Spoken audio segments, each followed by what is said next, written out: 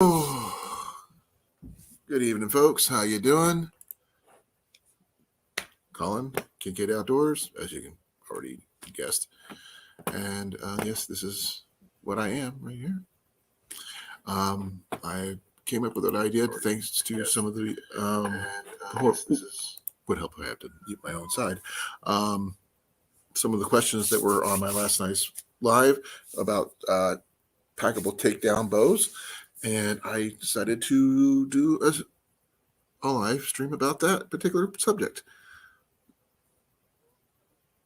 Got a lot of good information. If you're interested, please feel free to ask questions. I'll do my best to answer each and every question as I know it. And if I do not know it directly, I will do some research and give you the best answer I can. Yeah, I'm doing pretty good, brother. How you doing? I got some really interesting stuff. Some stuff you guys didn't get a chance to see yesterday when you were here. And some stuff that I was asked about takedown bows for bugout bags, survival, that kind of thing. And this is one of them right here. It's not much, but this is the bag did not come with the bow. The bag I found at the Goodwill outlet store, and it's an amazing thing unto itself. So if you want curious about what it looks like, okay, Arkansas, thank you for coming. Hey, Pat Southern, how you doing? Hey, Southern, how you doing? You need to... I found this bag at the Goodwill outlet store, and I found out it's canvas. It's got a leather divider in it, and it's like a nylon strap type thing on the edging, but it's really good canvas. And this is the bow I keep in it. It's my takedown Atmos survival longbow. 55-pound draw, left-handed, and everything I need to do it, with the exception of the arrows, are in this bag. It's not affected by the weather. It's not, it's one of the better things. And because a lot of bows you can't keep in your vehicle because it's either too hot, too cold, whatever. How you doing, Heath? Hey, Brian. I think you're one of the ones who actually asked this question about the packable bows. This is one of them I have. This is the riser. It's anodized aluminum, and it's got the adapter things for, you can use it for bow fishing, counterbalances. It's got it set up for up here for you want to put it sights if you want to do that. I'm not a fan of sights, to be honest, but this is what it's got. It's pretty hefty. Like I said, it's anodized aluminum. They have a name for the color, but I just call it green. The limbs are solid fiberglass. Give me a moment here. They're really not much to them, to be honest. They're just plain one-piece solid fiberglass, as you can see. And that's the top of the. These are the top. This is the top of the limb. You can tell by the way the notches are for the bowstrings. And this is held together just by, standard bolt. It's not as easy as my Samick Sage or my boys. Well, it's about the same as my boys' Black Hunter takedown longbow, but it works. I'll show you.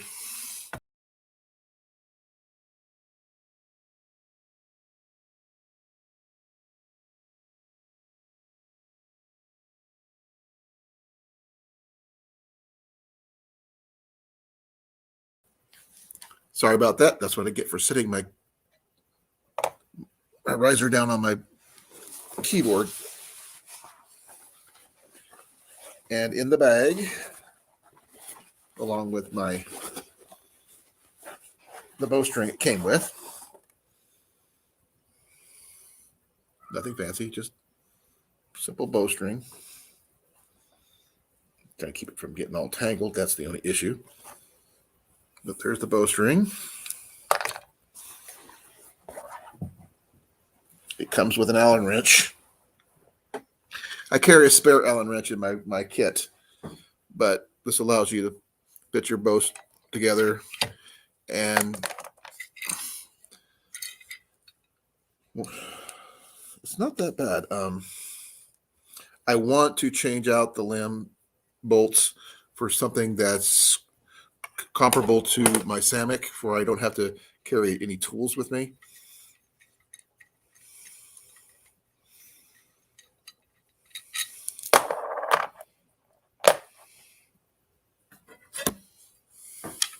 They just fit in here like this. It's got a bushing on there that goes on top of that.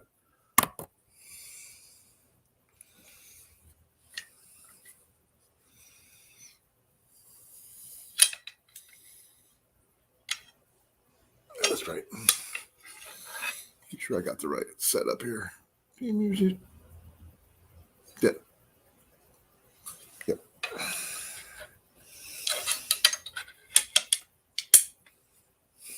This is my Mercy backup bow that I carry with me wherever I go.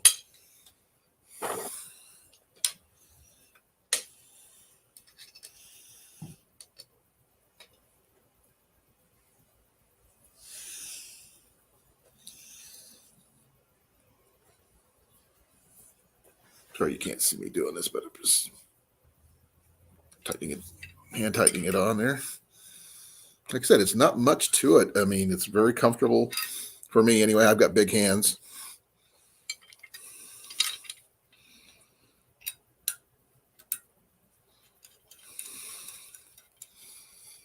Wish I could show you my lap button.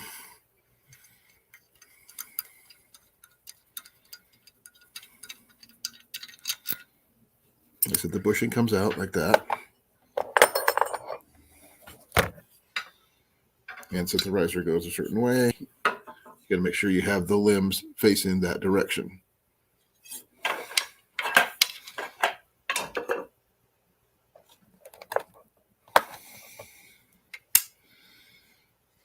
This one actually takes a little bit more work than my other bows.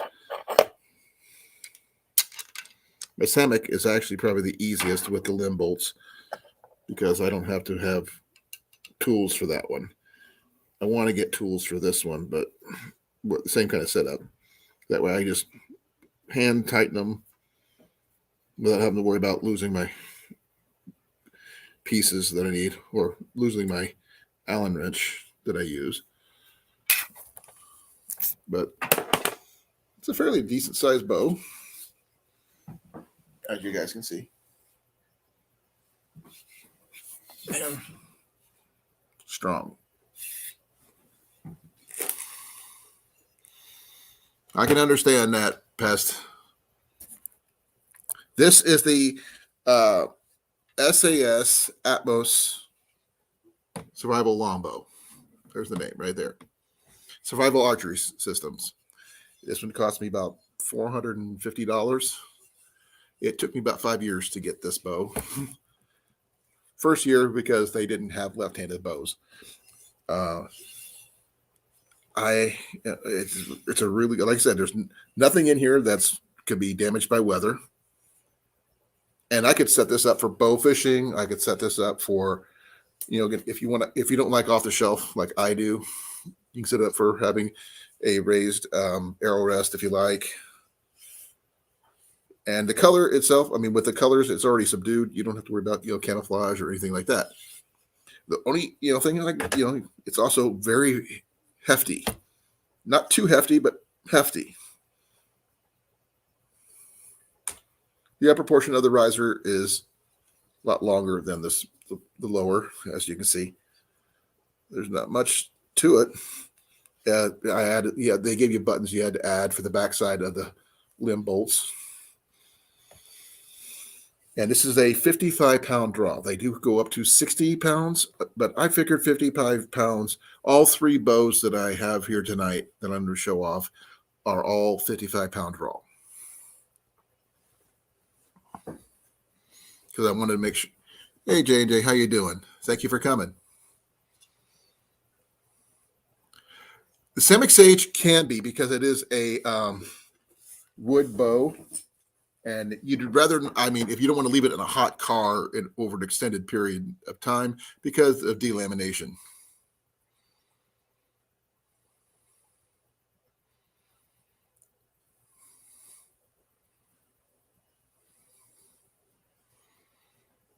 I also have a Mandarin Duck Black Hunter, reflex deflex longbow, and a Samick Sage takedown recurve. Everything, all the three bows that I'm going to show off tonight are all takedowns. As I showed you at the beginning of the video, I'm not, for those people who didn't see it, that my bow I just showed you came in this. I put it in this bag, which I picked up from a local Goodwill outlet center. No, it did not come with this bag, but I found it and it fits.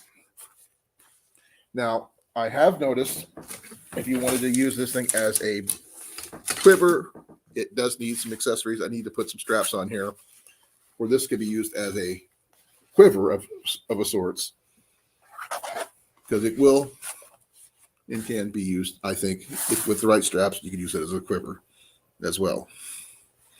But when you're packing it, since I use wood arrows, there's no way to really break down the arrows. That's the only issue I have foreseen. And also the lack of a pocket on the outsides for storing extra tips, extra bowstrings, bowstring wax, that kind of thing. Now, that's my Sam. That's not my Samick. That's my Atmos Survival Longbow. The next bow I will be showing you is the Mandarin Duck Black Hunter longbow. Now, this bow, Macus, get off my bows. Sorry, got to yell at the cat. It's the Black Hunter, as you can see. This bow was originally purchased by me for just a little over $100. It was very inexpensive. There are no accessory points to this thing at all. It is a very basic bow. $100, little like $109 tops. I originally ordered this left-handed, and they sent me the wrong hand. But before I could even begin to return it, my boy takes one look at it, grabs it, and says, "Mine," and walks off with it. And as you can see, the riser quality is very, very nice. It is, the limb bolts are, you need a hex wrench for those. And it does shoot off the shelf this way we got it set up. Got the striker plate as well. Now, the bowstring is custom, but it is a 55-pound draw, and it has been shot multiple times by me and my son. Even though I'm not right-handed, I have shot it right-handed, and it's a smooth shooting bow. And it packs down to about the length of the limbs. It's about the same length as the Samick Sage, which I'll be showing you later on. And it's one of, this one here is like my third choice out of everything. If I had a choice, it'd be, the Atmos would be for the ultimate survival stuff. My Samick is for every day. I mean, I've hunted with that one for years. And if you guys have any questions, please feel free to ask. If you want to talk to me personally, I'll put the link in the chat. You can hop up here and ask me directly, and I could help you go that route. I have no fears of answering questions.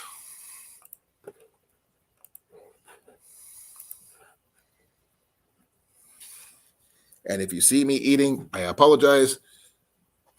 I got chocolate chip cookies.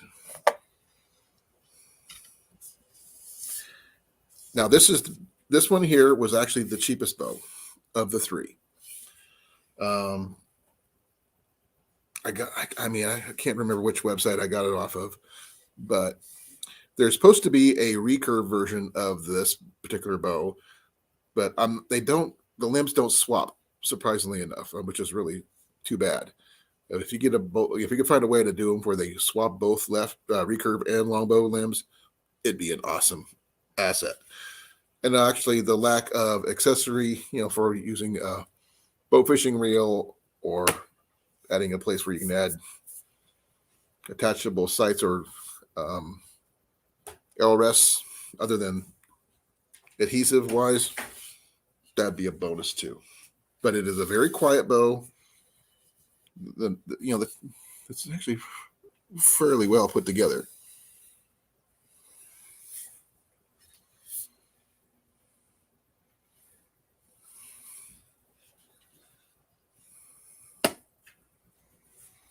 At last check, Brian, let me give you a second. Let me take a look.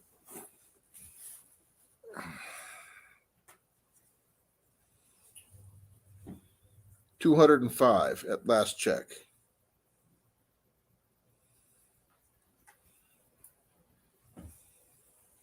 I could double check to make sure, but I have 3,795 public watch hours at the moment. I'm double checking, make sure I didn't lose anything because it has been kind of sketchy.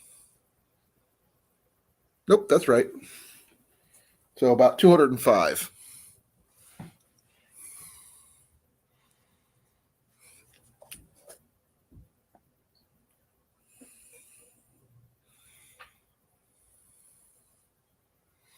Thank you, J&J. I really appreciate it.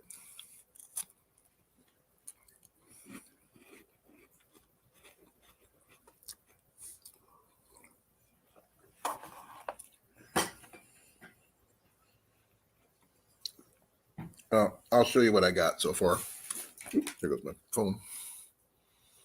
Not sure how well you're going to be able to see this. Give me a second. That's where I'm at right now. I am so close.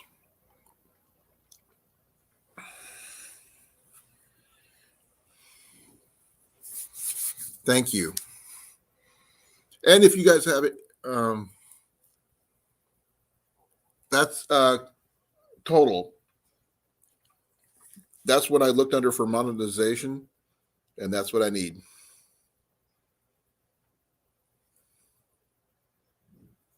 And I've met all the requirements except for the watch hours. And I'm close on those.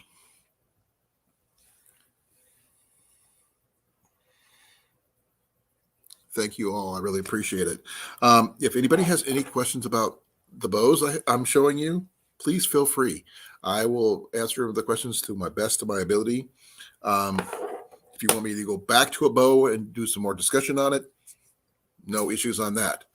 I mean, I could even break out a backpack and show you how it fits in a backpack and that kind of thing as well. Like I said, the only lack of issue that I have right now is the packability of arrows is always going to be tough. Unless you can find an external tube or something to use as a protector for your arrows, I don't know what else to do. But I've always just opted to figure that I would have my backpack on me. And I can put these bows in my quiver with my arrows, but I just got to take the time and put it together to be able to use it.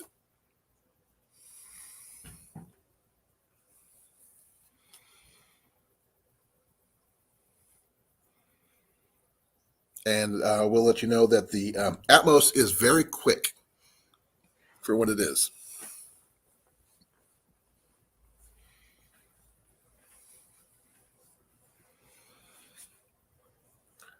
Now, to be honest, Pest Hunter, I would actually have to look up total watch hours and stuff like that. Give me a second. I did that thing wrong again.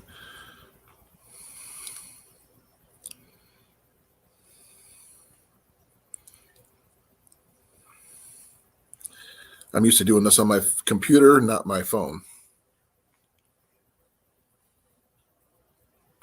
I would find that as a possible issue is that they would come loose due to the vibrations of you shooting. I've seen them, never have physically shot them myself. If you can get them weighted properly and where they would not come loose while you're shooting, that might work. I've shot all kinds of arrows. I've shot bamboo arrows. I've shot cedar arrows. I've shot fiberglass arrows. I've shot aluminum arrows, and I've always been partial to cedar and wood because I don't never have any issues with those. But exception of, I hate splitting arrows. It just gets expensive. They do offer at the SES. Let me show you here.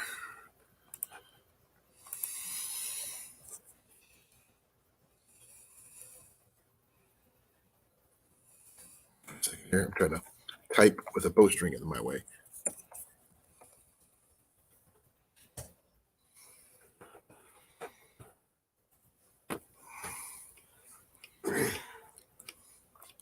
This is the website where I picked up my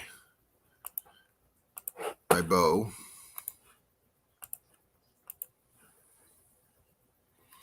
And give me a moment. I'll look up their products on the arrows.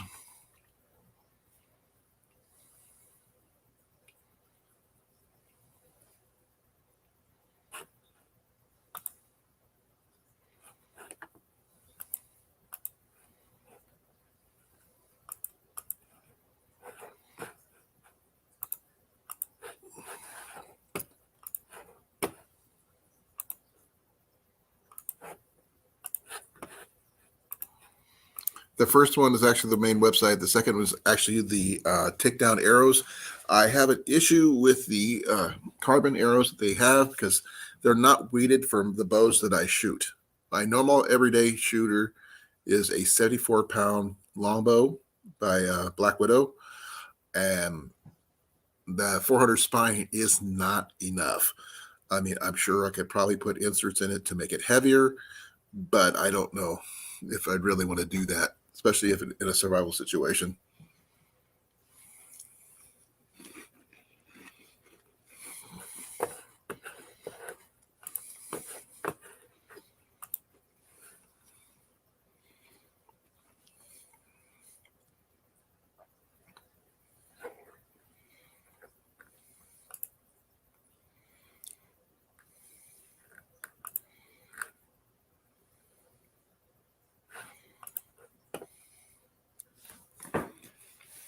So that's my opinion on the takedown arrows.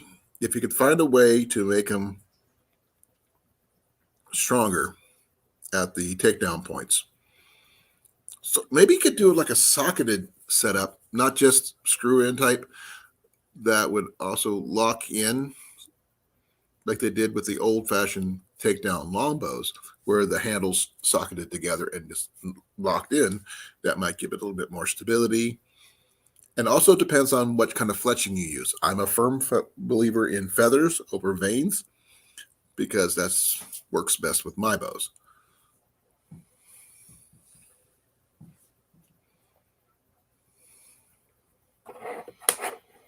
And if I'm rambling and you get boring, let me know.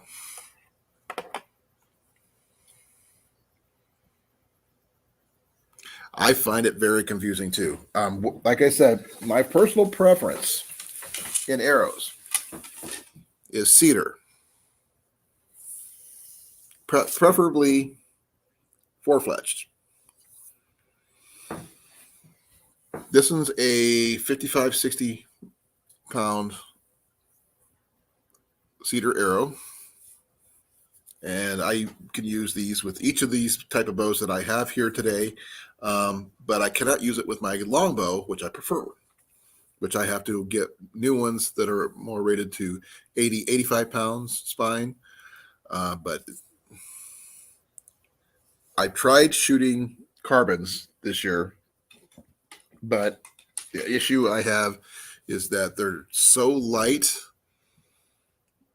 I mean, it just, yeah, accuracy is not the best with carbons, because I won a half a dozen carbon arrows with inserts at the Iowa Deer Classic last year. Yes, I do. I have hunted, while I have hunted deer with my Samick, I haven't had a chance to hunt with anything with my my Atmos yet. I prefer hunting smaller game because it just you get more opportunity to go out and shoot and hunt. You can't really do that with deer. You got set times, and literally rabbit hunting gives you, let's see, about 13 months of or 14 months of actual hunting time.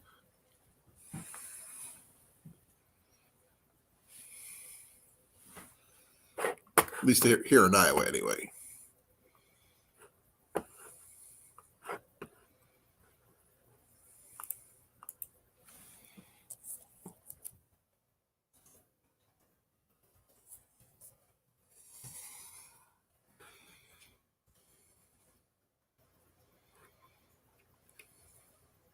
Let's see here. I mean, you can hunt with bows here in Iowa from October 1st all the way through January 10th. That's just for deer. Now, if I don't want to hunt just deer, I can also go with turkey. But if you're up for it, getting pheasants on the wing or anything like that, that's a little bit more than I really care to. But cottontail rabbits, I can go from September 4th to February 28th every year, and they're not too bad.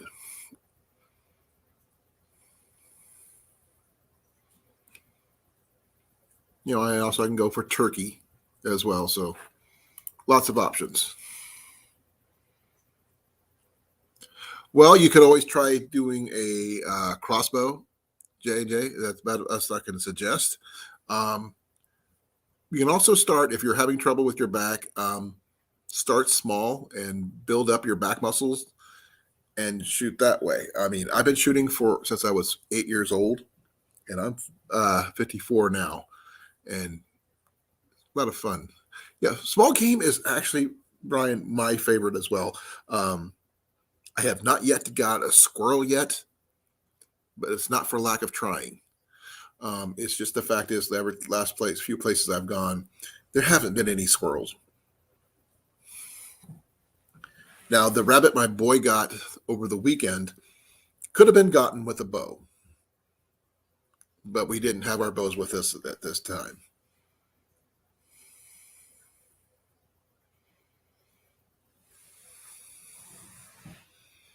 I've gotten several rabbits with my bows, which is cool.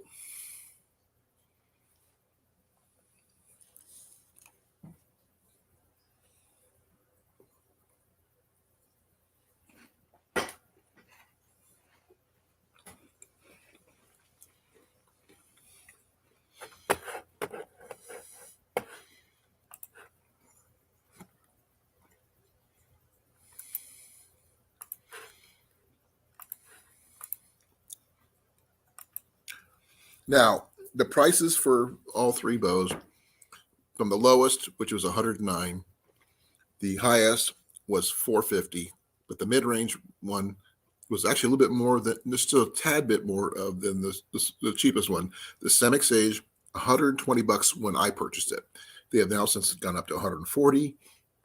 You can still get them left and right-handed, and all the way up to 60-pound draw, which is really cool. And they break down with just hand tightened bolts to about that long. The is length of the limbs, and they will fit my backpack. The only thing it won't break down is the arrows, like I mentioned earlier, but it's a really good packable bow. Not as packable as my Atmos, but it will do the trick. Squirrel can be very hard. You have to have the right kind of tip. Here, I'll show you some examples. So I have 3 or 4 different kinds here. Give me a second. Not that one. The first one is a simple rubber blunt. The second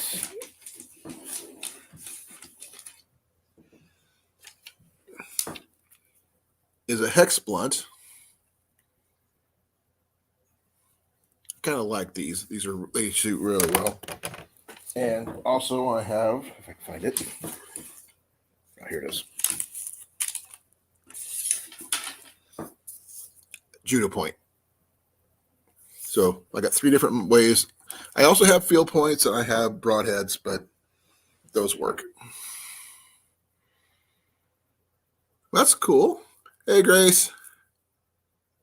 Okay. It's milk. I'm having milk and cookies, Grace. Bear with me. See? Chocolate chip cookies. And milk. But thank you. Yes, breakdown arrows would scare me too, Pest Hunter. I mean, I like solid one-piece arrows. Just something a little bit more, tangible. Now, if they, like I said, if they just pop together and, click together when don't have to worry about the flexing part as much, it might work. Yep. I don't have chocolate milk, but I do have a full glass of milk. And if you see milk in my mustache, please forgive me. These are Chips Ahoy.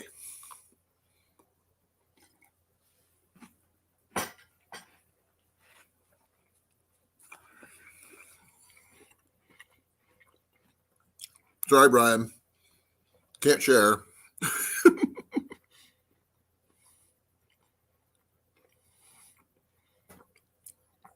Yeah, that's called the archer's paradox. The flexing and of the arrow as it goes through the air. And that actually helps it keep it on track. But you got to be careful. You have the right spine for your bow, because underflex would cause it to, oh man, which is it, left or right? So I don't usually go lower anymore. It's always better to shoot heavier arrows than lighter arrows. I do know that. And I've always shot cedar.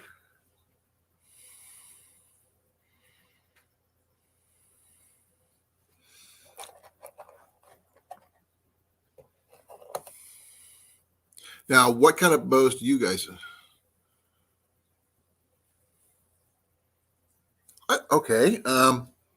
Okay, Arkansas. I'm going to do something because I think you deserve.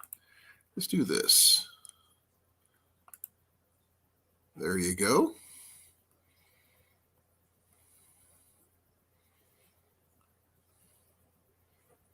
Now, Arkansas, if you would please write something else real quick. I just added you as a moderator. If you would please.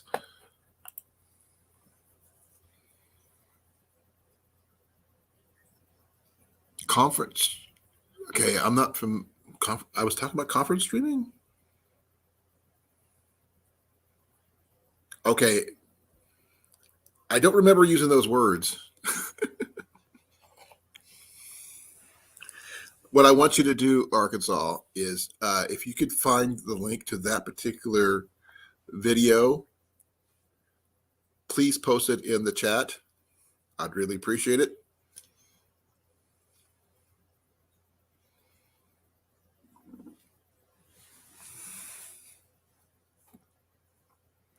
I'm not sure. Okay, you're going to have to clarify, Pest Hunter, about the conference streaming.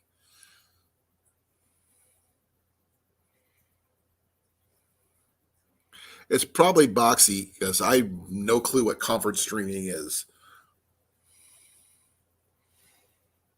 I'm not familiar with the term either.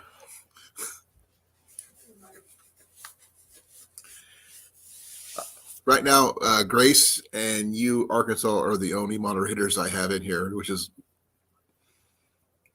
saying something for me. Sorry about the eyes being covered up in my hat, but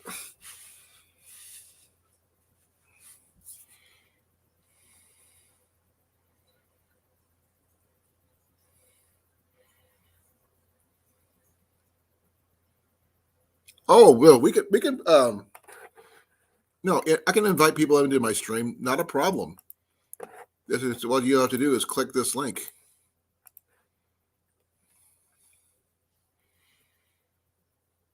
I can have up to about 10 people here on StreamYard, all talking about different things. Hey, Evan, how you doing, brother? Evan is also an owner of a Samick Sage takedown recurve. He has a 30-pound one at the moment, and due to his draw length, it's probably running about 45 pounds because he is a very tall boy.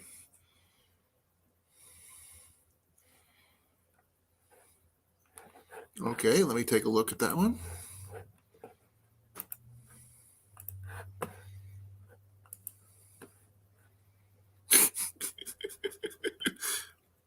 I'm sorry, I just came across an ad.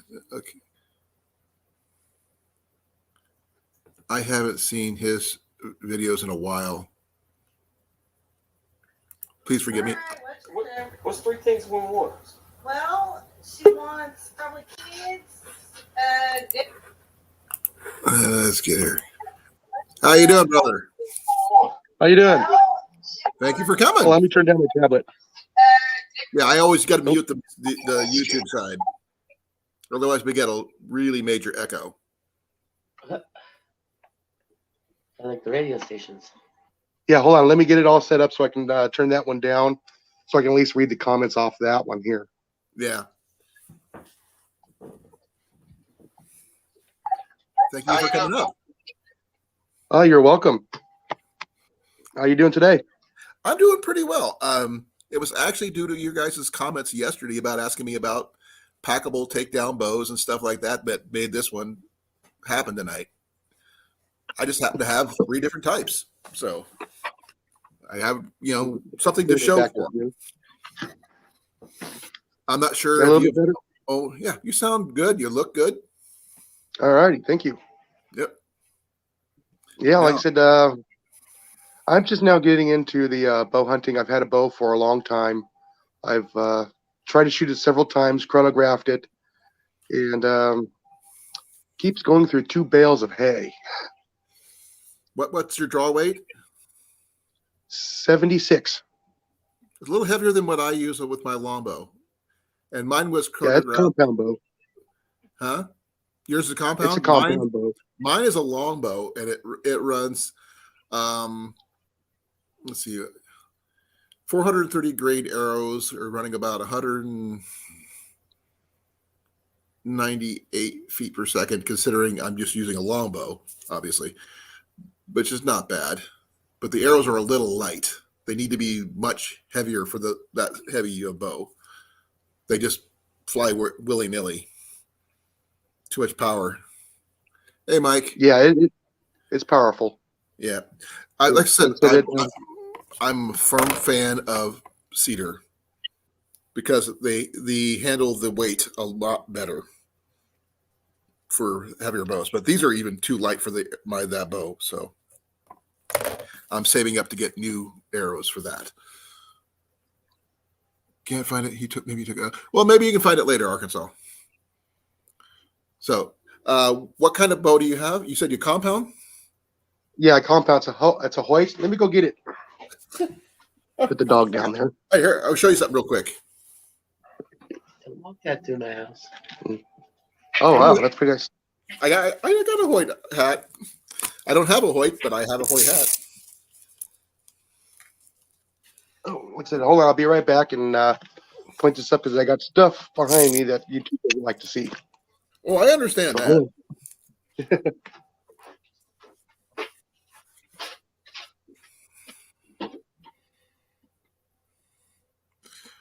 Well, it could be on his channel somewhere, Arkansas.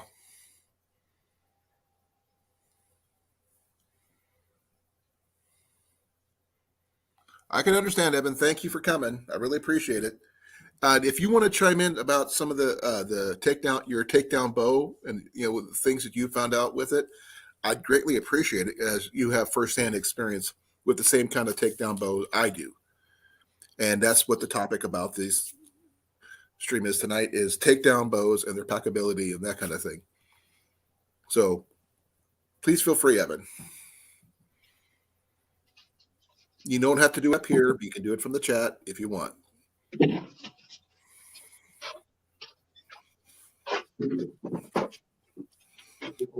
I don't usually wear this one, but I usually wear my Cabela's. So what are you doing? Heat her a little bit so I can have that. He's on my stream with me. That's what he's doing. Oh, I got a dog just running around like crazy. We have a cat. Except the Same zooming. thing.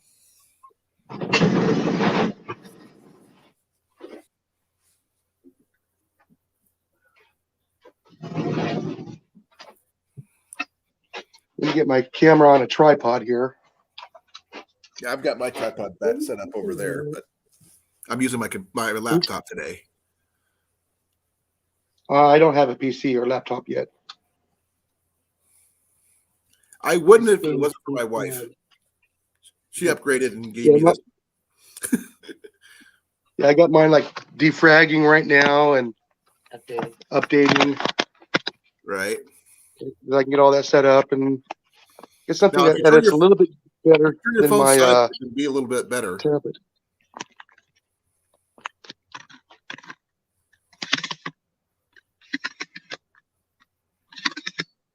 Let's see if you can turn your. Can you turn your phone sideways? Yeah, give me a moment here. Okay. The picture will be much bigger once you do. Oh, yes. There you go. That's better. It's okay, Brian. I understand. It was actually one of Brian's questions that prompted tonight's stream. So that's why I, thought about it when I was at work.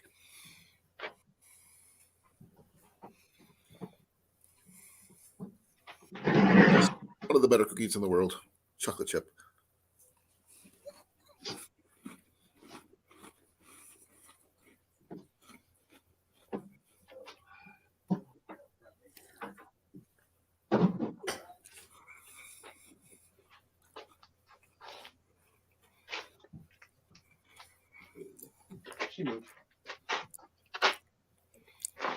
Yeah, as you can see, this thing's pretty large. Oh, yeah. The first bow I ever purchased for myself was a compound, but I had an issue with the weight of the riser. It was so heavy, it would hyperflex my elbow to the point where I couldn't move my arm for the rest of the day. Oh, wow. I went to traditional bows not long after that, and I never looked back. Yeah, like I said, the funny story about how I found this when I came across it is actually quite funny. Well, you're on the right platform for it, so feel free. Yeah, as you can see, Yep. That is a Keep the sight very and everything. long draw for this. Yeah, I can see you got a really long draw. Yeah. And the story on how I came across this is I was actually at a secondhand store. We went there to help a friend get a sofa. And I saw this long line there at the counter of a bunch of guys. They were all there trying to draw this bow. They could not draw it.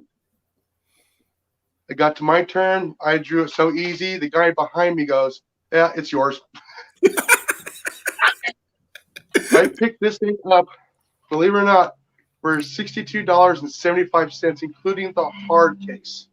Wow. And a bunch of arrows. That's pretty cool. And I mean the big, heavy hard case. I've got one somewhere.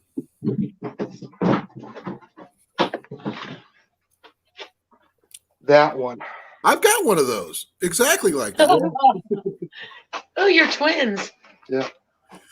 My boy actually got it for me. He picked up a couple compound bows, and one of them happened to be left-handed, which is really a surprise because left-handed compounds are not common. Yeah. And it was a set up for bow fishing. Yeah, and that's the size of arrows I have to use in this thing. Wow. How long? Yeah. I believe these ones are 32. Okay, I've got some 32-inch arrows. Yeah. That would be this one. This is the tip I have on it. Yeah, I just got regular field points. And I got a this couple is of custom rabbit made. Look at the fletching on this one.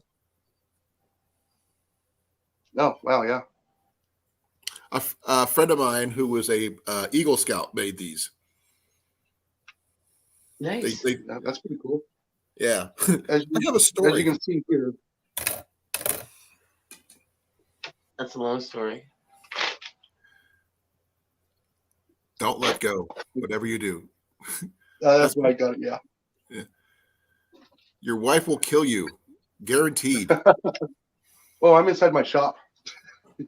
Still. But it was aimed at my laundry room. Hello, I'm Colin, just to let you know. Hi, Colin. My wife Yeah, Jenny is like over this. here next to me. She's waving hi. Actually, This is I actually Jenny. shoot Hi, Jenny. Hi, Jenny. I'm Molly. Yeah. my wife Molly. It's Molly. Hi, Molly. Hi. She puts up with me. She hasn't buried me in the Oh. backyard yet, so I'll be doing good. Yeah, like I That's said, a cool bow. What yeah, brand? I've taken. I got a chronographed, and it was, if I can remember correctly, it was like almost 300. That's pretty good. Yeah, it's moving quite a bit. It's not as powerful as the air bows they have out now, or some of the compound bows. But you're It's not comfortable with compound. it. Yeah, Then go with Yeah. what you're comfortable with. yeah. Like I said, I just picked up this one, and it was, I mean, it fits nice. How tall are you, Jason? About 6'2". Okay, I'm going to show you the gentleman, the little thing I just posted right here with Evan. Evan is 16 years old, and he is 6'4". Wow. And he has a 30-pound Samick Sage takedown recurve, just like I got. But Yeah. with his draw length, makes them a lot heavier than 30-pound draw. Because for Yeah, every he- inch above 28 inches, you get 2.5 pounds extra weight. So Yeah. he's probably pulling about 45 with that 30-pound bow. That's cool, though. What did you say the brand was of that one? Hoyt. Hoyt. Okay, cool. Yeah. As you can see, I'm wearing a Hoyt. Oh, excuse me. Sorry. Darton. Darton? Okay, I've heard of Darton before. Yeah. Yeah, I looked up here, and the gentleman that had the bow before me, it says, stay calm, pick a spot. So I guess he always gives it a reminder. That is a very good reminder. Now, Yeah, hunting like I for said- small game is my preferred deal because I hate to tell you this, in a survival situation, deer are going to be scarce. Oh, yeah. But rabbits, squirrels, other small game, they're going to be still there. Oh, hold on, let me get this put away here. Hey. And just last week, my wife and I were on our way home from work, and we saw a herd of about 50 deer. They knew when Yeah. hunting season was over, apparently. Oh, yeah. They know.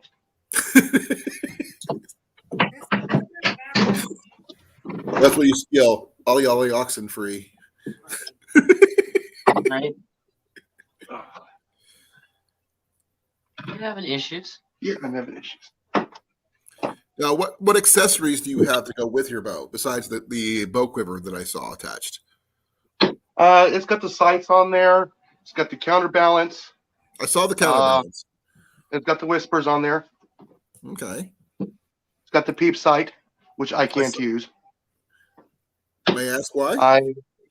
I am left eye dominant now because my right eye is so bad. I had an uncle that had the same kind of issue, but his was due to an accident. He got a piece of metal stuck in his right eye. Oh, me too. Yeah. He had to switch from right-handed to left-handed because of it. My wife I've got everything down within 25, 30 yards down within about 8 inches. It's still not bad. Yeah. But with a little bit of practice, you can get some muscular memory. If you practice at about 10 yards, you should be able to get your aim down to where you just don't think about it. It just happens. It should still be okay. That's why the squirrel feeders keep getting closer to the house. Oh, okay. Well, I can't really do I have that here where we live. I have an abundance of squirrels. Where are you at again? I'm here in Southeast Texas. Texas? I was stationed in Texas when I was going through basic training for the Air Force and Army. Wow. I got bored when I was in the service. I got out in the Air Force 1 month, went in the Army. I know. It's weird. Scooter, settle down. Sorry, I got a puppy here. Hey, he might be 8 months. What kind of puppy is he? A mutt. He is not a Chihuahua. Not a Chihuahua. He's not a Chihuahua. Okay. Yeah. That's good. That's good. We don't know what he is. Can I see him? Come here. I can't point the camera over there. We have a rescue black kitten who's gray. He is a Russian blue. His name is Mac, short for Macus attackus. Well, yeah, I can show the floor real quick here. Hey, PA Trapping and Outdoors, how you doing? Oh, that's cool. You got some terrier He's in got there. short legs. Got terrier in there, maybe? I have no idea. I was told he was a Chihuahua because he was a preemie. Oh no, that's not a Chihuahua. No. That's what I said. I mean, we got him when he was tiny. He must have been the runt, but not a Chihuahua. Yeah. Now, PA Trapping and Outdoors just came in, and we were discussing bows, packable bows. I showed 2 of the 3 bows that I had so far. And if you have a question about either one of them, I'll bring them back up and show you. Actually, let's see, what did I do with 1, 2? Oh. This one in here was $109 at a 50. This one's right-handed, so you could probably use this one. It's so 55 pounds is not that heavy, but it's sustainable. But I would not put this in a car and leave it because it's wood. Okay, that person needs to go. I can't even see my chat. Hold on. That's perfectly fine.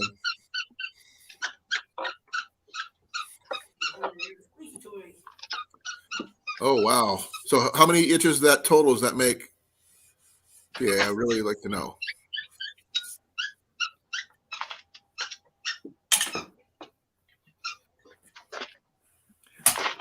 Jason, have you ever seen a Samick Sage by any chance? No, I have not. You will. Give me a second. Stop. You're going to knock over my tripod.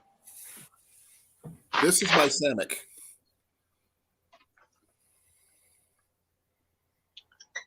That's pretty grain on that wood. Yeah, it's a very beautiful bow. This one's about 15 years old. I got it just after they first came out. It was $120 new. Nowadays they're up to $140. And inflation, of course. Huh? Inflation, of course. Yeah. And there's the length and the draw weight and the name. And like the Atmos, it does have all the parts for accessories all over it. And it packs down to the length of the limb. And that's just, and it doesn't weigh much at all. And the grip is just on. I've got good size mitts, as you can see. Yeah. And just comfortable. I'm not very tall. I'm only 5'8", but I got really big hands. Yeah. So finding something with a pistol grip like that just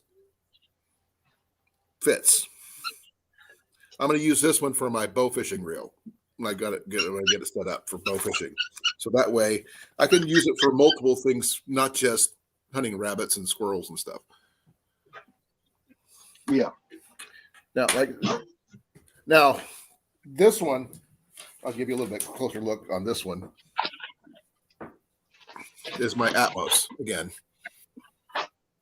It's anodized aluminum riser. Yeah, I saw that one when you first started. Yeah. This thing is heavy, mind you. This is you ever watch Arrow or any of those, superhero TV shows? Not a whole lot lately. But when they was on, he used to hit people with his bow. This thing, when you can hit someone with it and, defend yourself with it. Yeah. Because this thing is heavy. Give them a bad headache. But this thing can handle the heat because there's no glues that come apart. There's nothing, except for the strike plate and everything is glued on, but that's it. The rest of it is all bolt on. But I want to change these right here to be like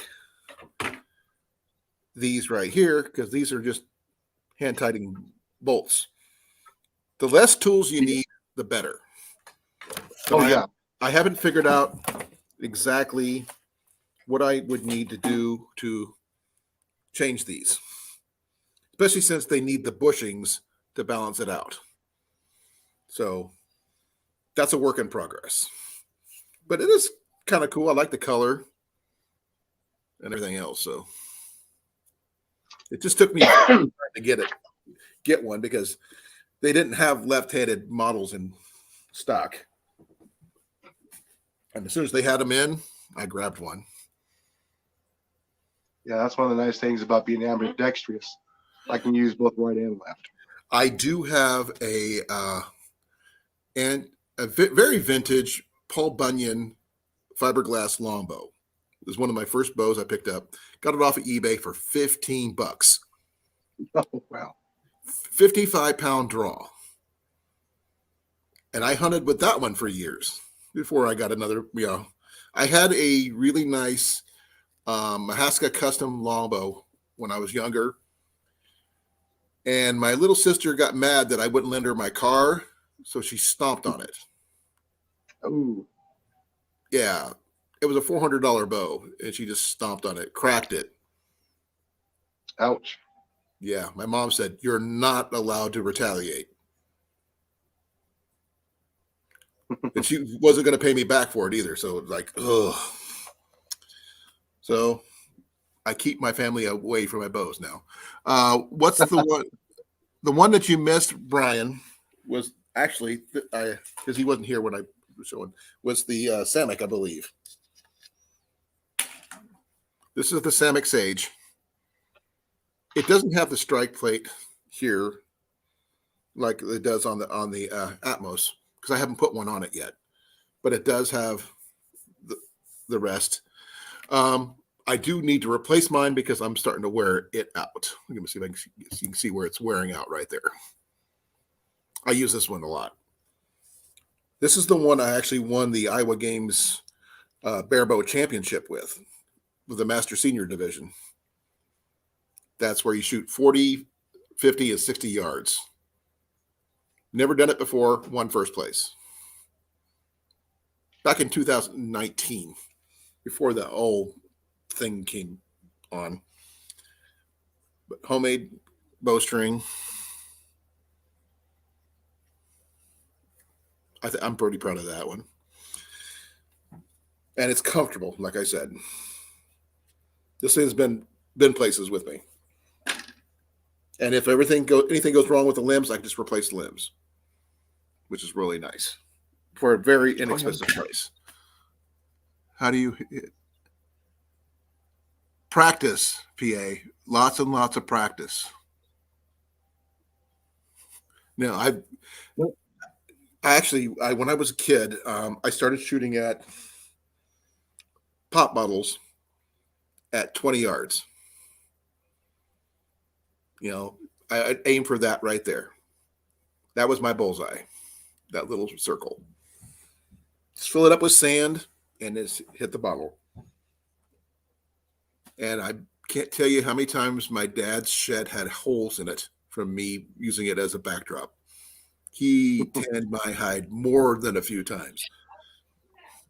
Yeah, I'm sure you can understand that, Jason.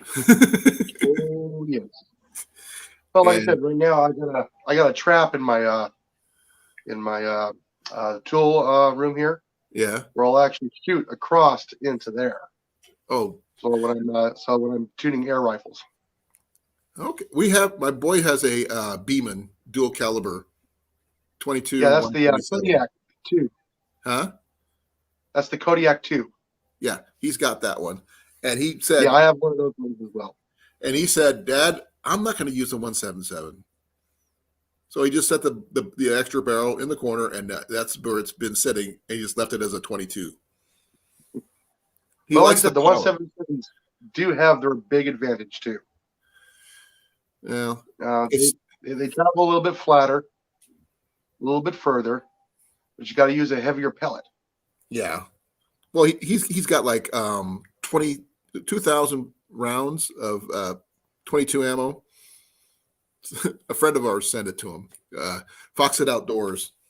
He's from Albuquerque, New Mexico. We went through a dry period. We couldn't find any ammo for his air rifle at all. Really? In this area, it was like nothing in stock. And yeah, I usually get my stuff from Pyramid Air and some of the others. Yeah, well, he picked up a ton of pellets for him, and he just, he's got more rounds than I do, which is the only thing he does. When we went hunting on Saturday, I was using something other than an arrow rifle. I don't want to say it on my stream because I'm trying to get monetized, so it's don't want to get blocked. But he shot his, he hit it, didn't take it down, grabbed mine, and finished it off. Oh wow! And the fact is, that was his first rabbit. Oh really? Oh yeah. Oh, I remember shooting rabbits probably when I was about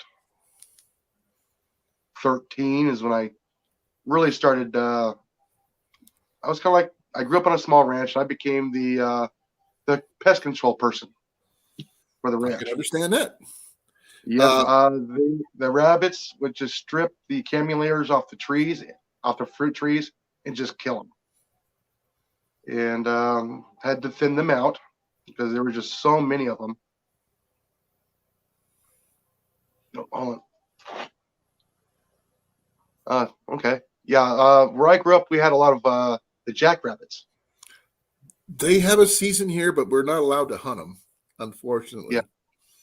Yeah, I grew up in Southern California, and I got out of there at a young age.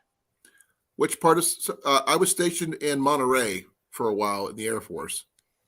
Yeah, I grew up right next to Edwards Air Force Base, so I got to see all kinds of cool stuff growing up. Me too. Both my parents were in the aircraft industry. They thought I would follow in their footsteps, and I actually got into ornamental horticulture when I was in high school. Wow. So I went that route. That's an interesting. So now I'm semi-retired, and I'm only 50. You're younger than I am, so you're a baby. Yeah, I started that industry when I was really young. I got to say hi to my friend Rob, who's one of the better fishermen that I know, who's in your corn-fed experience. He's a local Iowan. We've gone fishing a couple times. I should say he and my boy have gone fishing. I just threw my line in the water and just hope for the best. I'm terrible at fishing. I haven't done well since I moved here to East Texas. So when I was living in Arizona, I was always doing good there. Every time I went out, very rare did I ever get skunked. It was Right. very rare. Goes, fishing for the bass, the trout. That's pretty much what you have there besides the carp. I would fish the urban lakes. Right. I always did good there. I've And done then honestly, trout yeah. fishing here in Iowa, which is, people hear trout and you go, Iowa? Really? Yes, we have trout here. There's a place I go backpacking every year in northeastern Iowa, up near Wisconsin. That's really, really good for trout. Awesome place to backpack if you ever done it. It's just something I love yeah. to do. Yeah, for those of you who are near the Arizona area, if you ever get a chance to fish Arizona, some of the best places to fish are up in the Mogollon Rim. Beautiful lakes up there. You get to see eagles, all kinds of beautiful wildlife up there. I actually lived in Phoenix Mesa area for 6 months. So I do know the area. I know a little bit about it. Yeah. Actually, I retired from the city of Tempe. I was with them for almost 20 years. Wow. And Congratulations. I spent my last 13 years there as a pest control and sports turf specialist. Cool. That's really cool. Me, I've done so many different things. As being an Army medic, I was an EMT for a while. I made windows for a while. And now I work in an alcohol distribution warehouse. I know it's a weird thing. I got to do something completely different than what I love to do. Otherwise, I would go nuts. Well, like I said, I retired here in Southeast Texas, so I can at least go a little bit hunting a little bit more often. Any hog Fishing, hunting? anything. Huh? Any hog hunting yet? I have done some. Haven't shot any yet. Of course, I switched to air powered quite a while ago. Oh, that's cool. So, we have regulars have everything has a 50 caliber. Yeah, I have everything up to 45 cal. He's got one of the bigger ones. He's even getting into the where he's casting his own shot now. Yeah, I mean he's he's on the Twitch. Oh, not Twitch. What is it? Not Twitch. What is it? Please forgive me. I just no. This is the platform where you talk to people and other things. Oh, Airgun Nation Forum. Yeah, I think so. Yeah, that's Michael Wendt. He owns that. Yeah, my friend Will. He's from Washington State, and yeah, he does. He's really heavily into the air thing. So, okay, it's extremely fascinating. How everything works, how the tuning works. This last year, we now have a production of an airgun company distributed here in the U.S. I believe they are made overseas. Don't know for sure. It's 72 now. Wow.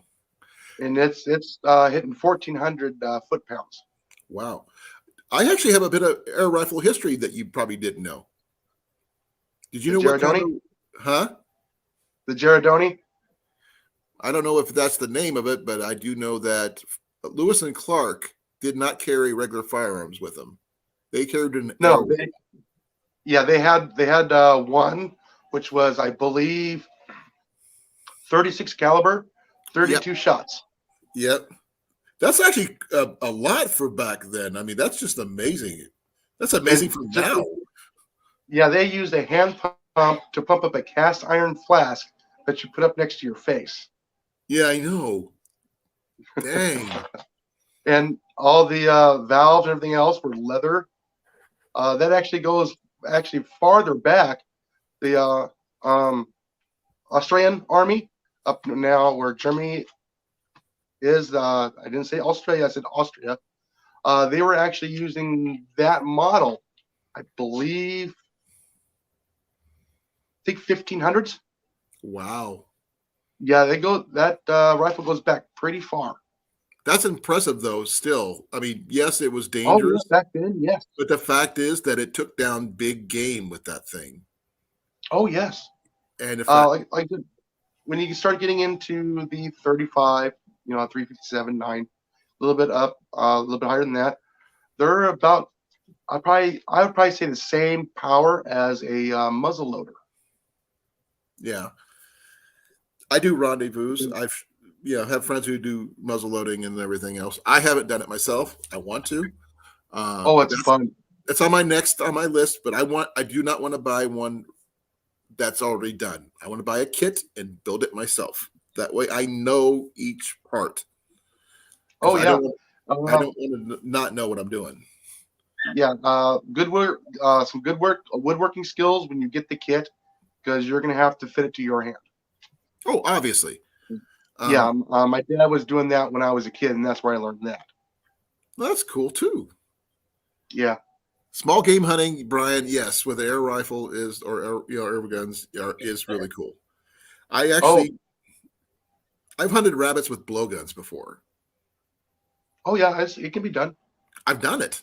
Just not something I want to continue to do, but you got to get close. You got to be close, and they squeal. Oh yes, that squeal is non-mistaking. How many crossbows do I have? I have 0. 1. We had one. This is the reason I have 0 is we were given one as a wedding gift when we got married from a friend of ours. It was a medieval style lever action 63-pound crossbow. And we had it set up, and my wife was the one who shot it because that's what she loves to do. And we went to supper one night while we were at an event. We were staying in our medieval tent in our encampment. Someone got into our tent and took it. Oh, yeah, that's pretty low. And we never saw it again. And my wife wants to get another one, but as my sign says, my little banner down below says, "Don't have a sponsor yet." Hoping to, but I'm hoping to later on in the future. Like I said, I only have 18 subscribers. I'm slowly growing. Like I said, I put a video out. I think I got you a couple more yesterday. Yeah, I got you up a couple. Yeah, it's slowly growing. I actually got the YouTube studio now. I'm trying to keep track now. I'm learning it. Oh, so am I. I've been doing this for okay. Even though it says I've had YouTube since 2013, I haven't really done a lot of videos since. Oh my gosh, you haven't been a 2 years ago. 2 years. Yeah, I've just now started creating videos. Like I said, it's hot in the summertime and it's cold in the winter. I got 2 short windows where I can be outside. Right. Because I work weird hours now. Believe it or not, I actually still work. I love working. Me too. Yeah, I actually switched up and actually work for a big box store in the electrical department now. So I help a lot of people that way here. Okay. Try and save them a few dollars. Rob, what's your channel name? So I'm posting that into the chat. So you are going to gain another follower. Thank you. And on my channel, because something about the algorithms, they say if you use the word subscriber, they flag that. So I use the word knock set on my channel generally. And I have friends of mine who use Mandy set. I've seen hook set, all these different things. Or you can use the word follower. That's a whole different, wording, but it's all the same thing. Yeah. Well, like I said, I put Jason on there so everybody knows who I am. But my channel name is Pest Hunter Outdoors. Well, we both hunt pests. Rabbits are pests. Squirrels are pests. I've even shot raccoons because one got into my attic once, and I'm sorry, I'm not doing it barehanded, and I'm not shooting a firearm in my house. No, that perfect example of having different calibers and powers of the air projectiles. Right. Well, the only air projectile we have at the moment, actually, we have 2. We actually have an old Crosman pistol. Oh, yes. The classic. Yes. The classic. that you got to pump it up like 10 times. And Yeah, I think that's the 1022 or the 1017. I'm not Depending on familiar. the caliber. I was given Yeah. it. Someone said, "Here, you can have this." Okay. I use it Those for are a actually while. pretty rebuildable. There's a gentleman in Southern California who actually rebuilds those Oh, that's cool. and does custom work. I haven't met him yet, but like I said, a lot of people in that industry I do know personally. I've talked with them and I've been through several events. Awesome to go to. Like I said, there's several of them on YouTube. It's very, very competitive sport and very friendly sport. Oh, I've met a lot of people who have competed in stuff like that in various different things, from rendezvous to air rifle events, as well as a couple cowboy shooters. Oh yes, Those- those are very popular. The oh shoot, I can't remember what they're called. I don't remember, but this one guy I knew. Somebody will post it. I'm sure. But I mean, I've met all types. Thanks, And Brian. I'm talking to everybody, if you noticed. And I try to treat Yeah. I treat everybody the same. Correct. The only rule I have here is no politics. That's my I big like thing. that. No politics in this room, because that's just a hot button topic I don't want to touch. No, that should be our personal, private opinions. Yep. I will talk to you about hunting. I'll talk to you about fishing, backpacking, thrift Oh, yeah. shopping. I will talk to you all day about that, just because, at archery, you can't get me to stop. My wife has basically done this to me before just to shut me up. Yeah. Because that's the first thing I put under my comments, the little text of flight, little definition thing. I am a Yeah. lover of archery, all forms. Oh, Nope. oh yeah. Uh, Like I said, I have pretty much every projectile that you can have. Different Blowgun? forms. Different forms of projectiles. okay. Slingshot. Yeah. Yes. I don't have a slingshot at the moment. My boy had a wrist rocket. I pulled it back. The bands did not break. The handle did. Oh wow. I went like this, Yeah, like I said, and it cracked. yeah. Oh wow. I've got Like I another said, bot in here. I mean, I know a company that actually sells a lot of them. All modern, really nice, a little bit safer. You don't mind if I say their name on your channel, do you? Go ahead. Go ahead. Umrex USA. They sell all kinds of stuff. Nice German company, believe it or not. And they actually Okay. have an office here in the U.S. out of, I believe, Atlanta, Georgia. The only thing we got to make sure we be careful of is the actual pew pew type of situations. Yes. That's we can talk about everything else. Just Mhm. that they don't like that talk for some Yeah. reason. And I don't like the politics thing, so that's why I don't do it. Yeah. Too many friends have broken up just because of their views, and I don't want to hear it. But- Exactly. We're all friends here. That's all I'm going to say. With the exception of any bots that happen to show up, and I will block like crazy. Well, let me check my chat real quick here. I have I not. have a pretty far away. If I get a slingshot again, I'm going to get it set up for a sling bow style, where I can shoot my arrows out of it, because that's what I'm comfortable with shooting. Pyramid Air or Air Gun Depot. I've Check out their website. I've been to Pyramid Air due to my friend Will. He had me. Oh, check yeah. it out. Yeah, my friend Will That's knows that one. it's a very hard system to navigate when you first experience it. It can go in so many different directions. It's so vast. Right. And there's so many things in there. First time navigation is a little bit overwhelming. just take your time with it. Well, my interest in those kind of things is limited because my favorite is bows, obviously. Yeah. But my boy has an interest, so I help him out, and Yeah. I do my research. That's the thing. I mean, he wants to know things, I learn for him. Then I tell him, and then he knows. Oh no, I'm always trying to learn at least something. Oh yeah. Let's see here. The sling bow setup for most of those slingshots and stuff, I think is just amazing. I could use the ammo I already have. Yeah. And also, and the nice thing is they're reusable. Definitely. That's one thing I like about archery. Yes. Archers were the first recyclers.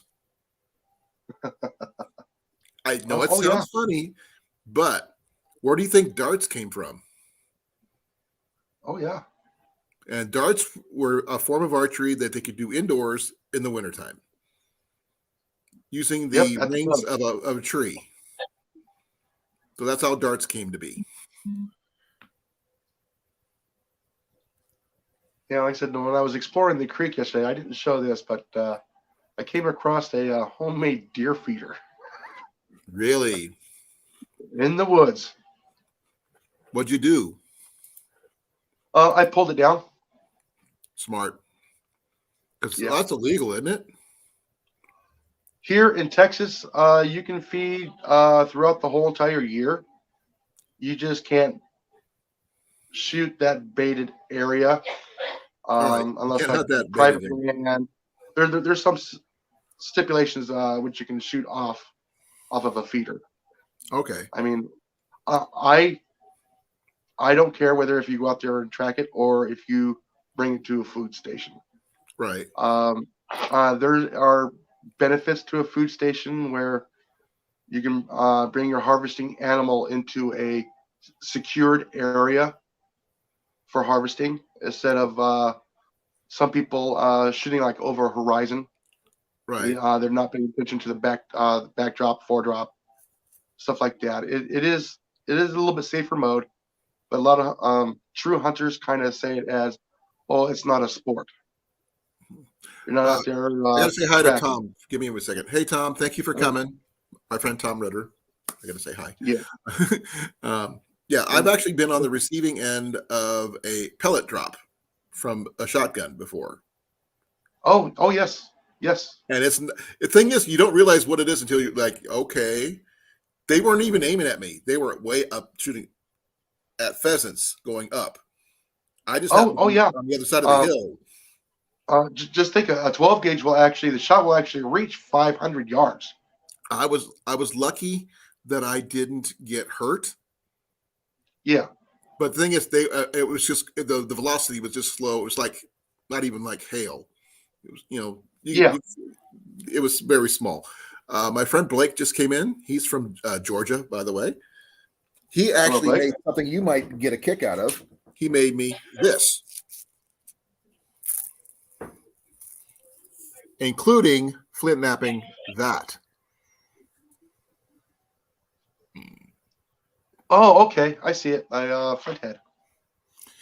Yeah, he's really, really good. And he's actually, I've got a prettier one to show you that you might get a kick out of if you can see this. I'm hoping you can. Please forgive me if you can't see it clearly. Yeah, I'll see it here in about 45 seconds off my tablet over here off to my right. Okay, give me a second. I got to share it real quick.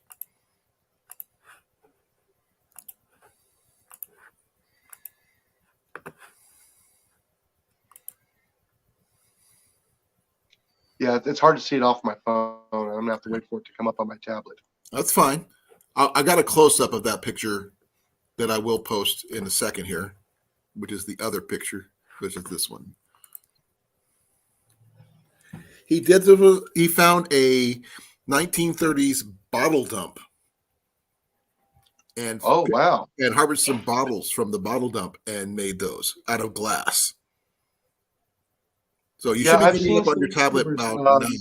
So Yeah, he's really Yeah, good. I've Sean Woods is another person I watch. Yeah, I've watched A Tom lot of his Woods. older videos were actually bushcraft videos. Then he switched over to mousetraps. Now, I've seen those. Yeah. Blake is Well, a like I said, very that's what I multi-talented used to do. person. Like I said, I remember trapping vermin, rats and mice growing up. I remember setting traps when I was 5 years old. I remember my dad taking my BB gun and shooting mice while in the woods while we Yeah. were squirrel hunting. Oh yeah, quiet. The thing I is, said, he was smoking the entire time. And one time when we were now, here's the thing that's really surprising. We were there in the woods here in Iowa. He's sitting down near one tree. I'm sitting down near another, and out from behind him, a deer comes nuzzling his ear while he's sitting next to the tree while he's smoking a cigarette. oh yeah, the deer will know you're there no matter what. Well, You be can- well, you can- PA Trapping in Outdoors. Thank you for coming. Yeah, my dad, I mean, just took it as, whatever. Yeah. And the thing is, my dad is the best hunter I've ever seen. And he passed away back in 99. And he just took it as secondhand because he grew up he was born in 42. And you know what it Okay. was like right after the Oh war? yeah. How Oh yeah. poor- his family had 11 kids. That sounds like my dad's family. And my grandpa and grandma had us saying, if you are going out, you go hunting or fishing and bring back what you get. Yes. Because they had to have made a way to feed the family somehow. Oh yeah. And he taught me that. And that's what we did when growing up because we didn't have a lot either. And we hunt for food in my family. And the rabbit I showed you earlier of my boy, Yes. we ate it yesterday. Oh, like I said, I haven't been a fan of rabbit. I didn't like it as a kid. Oh, it's this one. However, I looked up some other recipes. I'm going, I'll probably try those. My wife, surprisingly enough, grew up raising rabbits for food. So, as a hunter, that's awesome. She just won't clean it. I got to do all that, but she can cook it, which is really cool. Yeah. So, yeah. Yes, I saw Ted Bear. He did a brine for his rabbit for several days, and then he wrapped it in bacon and put it in the oven. And that actually looks pretty good. I brined mine overnight. Yeah. That's what my dad did, but he used a whole sink. I just used a small pot because I didn't have a right size pot for it. But he remember my dad brining for a couple of days, and then cooking it, and it took out all the gaminess and everything. It was just a lot of delicious. people don't know that a lot of the gaminess is actually the blood in the muscles. Exactly, and the brining will suck that puppy right out. And, oh yeah, and it's like I said, it was really, really good. But the seasoning that my wife chose with some potatoes and some other stuff that she put in there.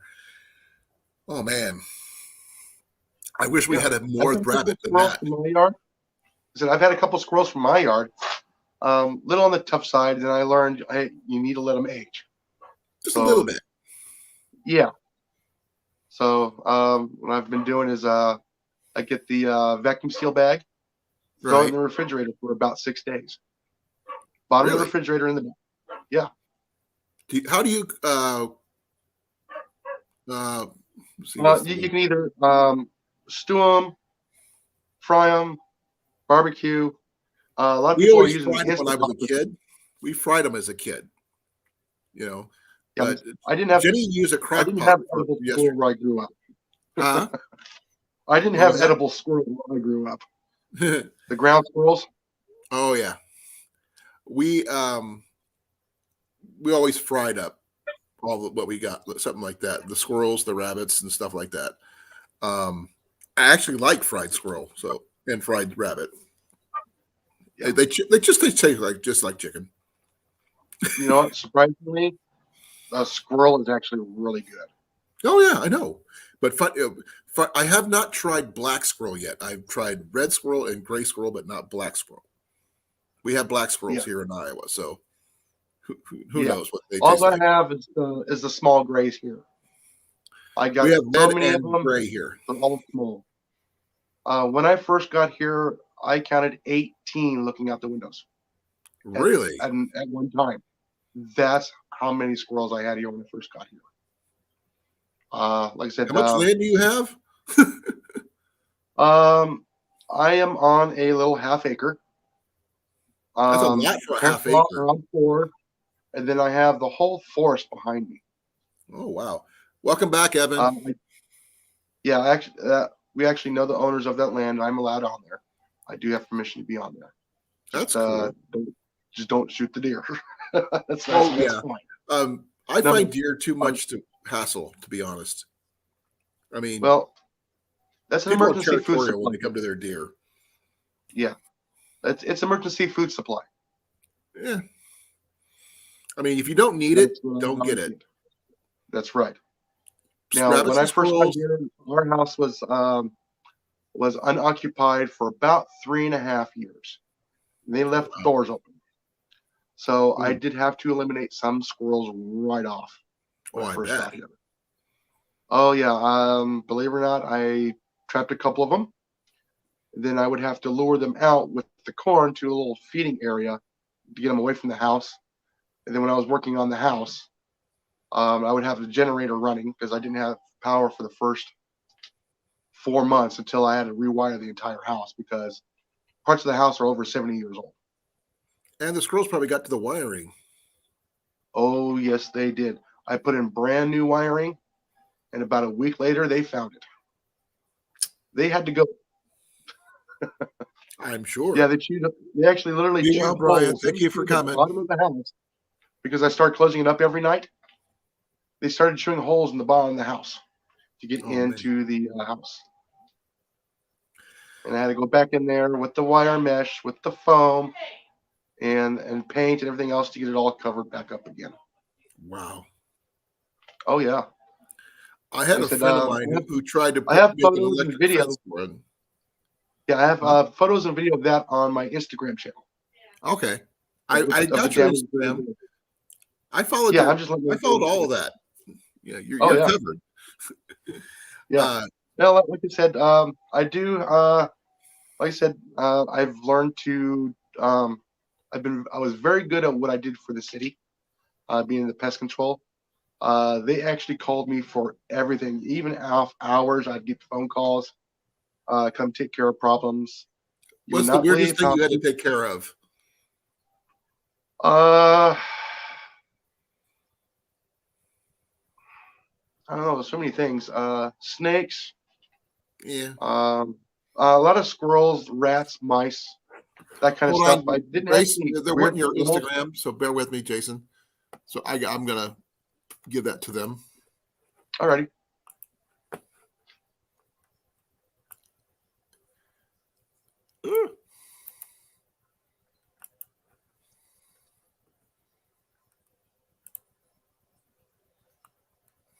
I'm pulling it up right now.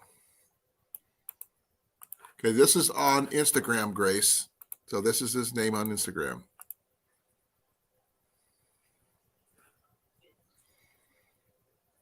Okay, you're good. I'm just shouting you out like I said I would. Thank you. Not a problem. Alrighty, yeah. Like I said, if anybody needs any pointers on how to trap the vermin such as that, it's actually very, very simple. You're going to use their environment against them. I do not recommend poisons. I've seen what it does to them. It is not nice. It's a very long, painful death for them when you're using poisons. They actually use a warfarin, which is a blood thinner, very high doses. What that does, it actually starts breaking down the blood cells.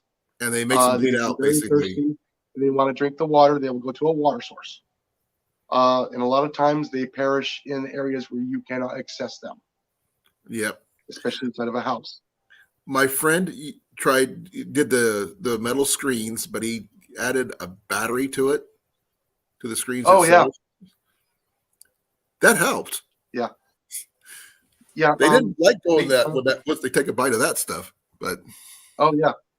Just make sure you get like a 1/4-inch screen or smaller, because believe it or not, a mouse will fit through a hole the size of a dime.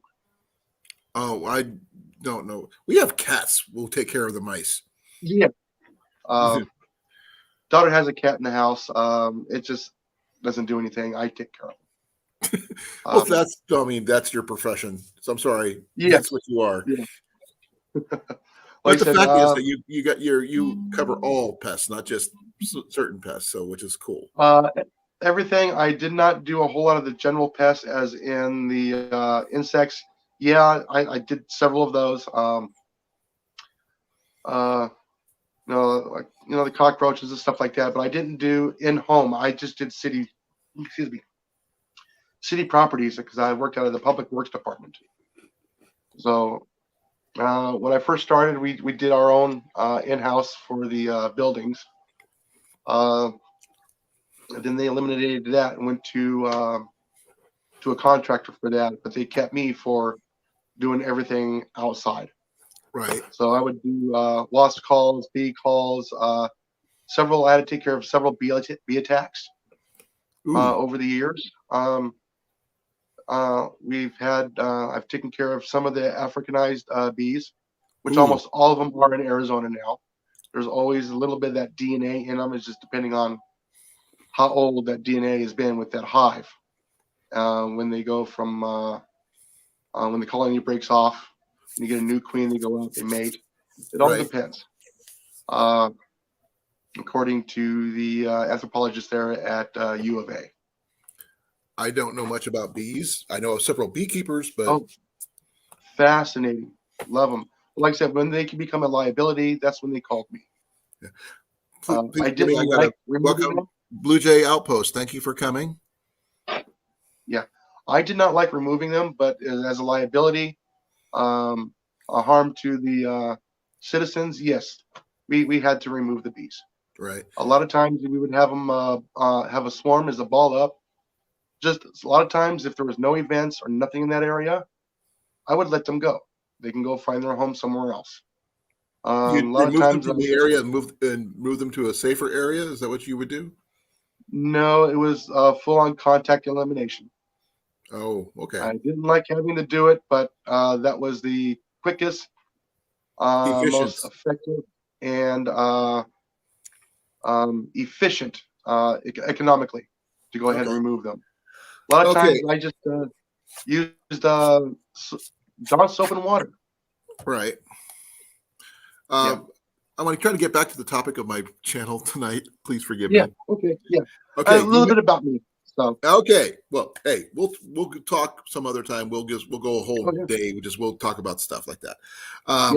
Now, have you shot traditional bows? Yes, I have in the past. And what is your opinion of said bows?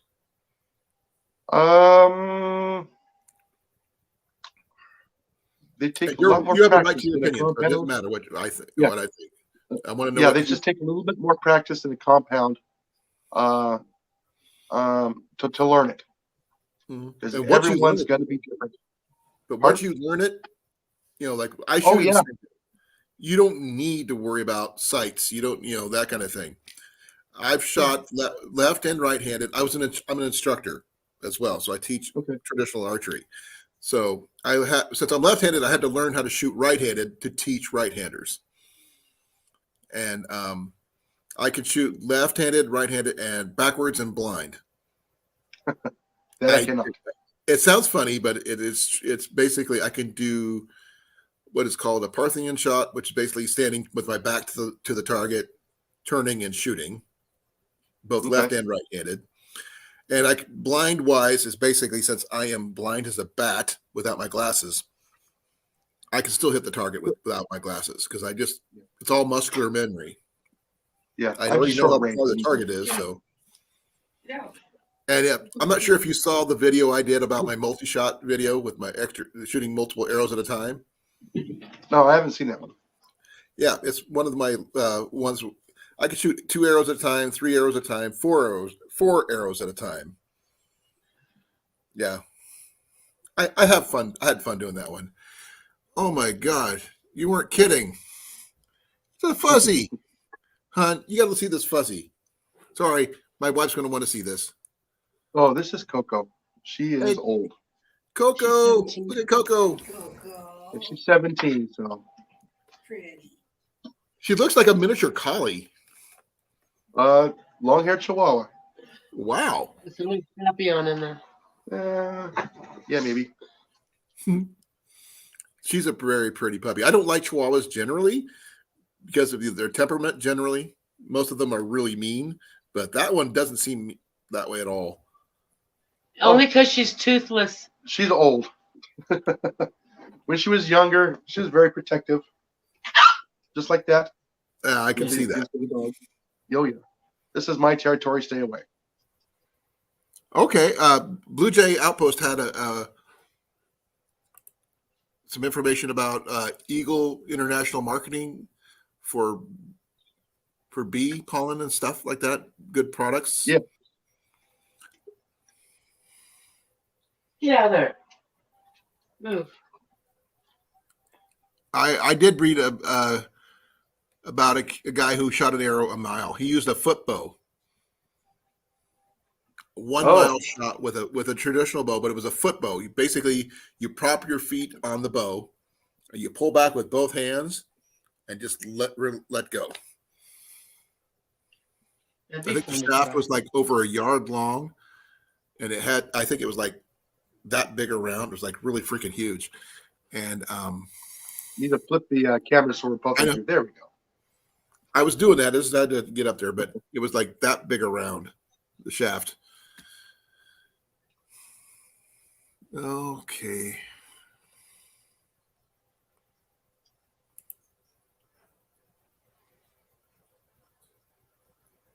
Both feet. Yep. I don't know who that was, but Walter Robbins, we do not take trolls here.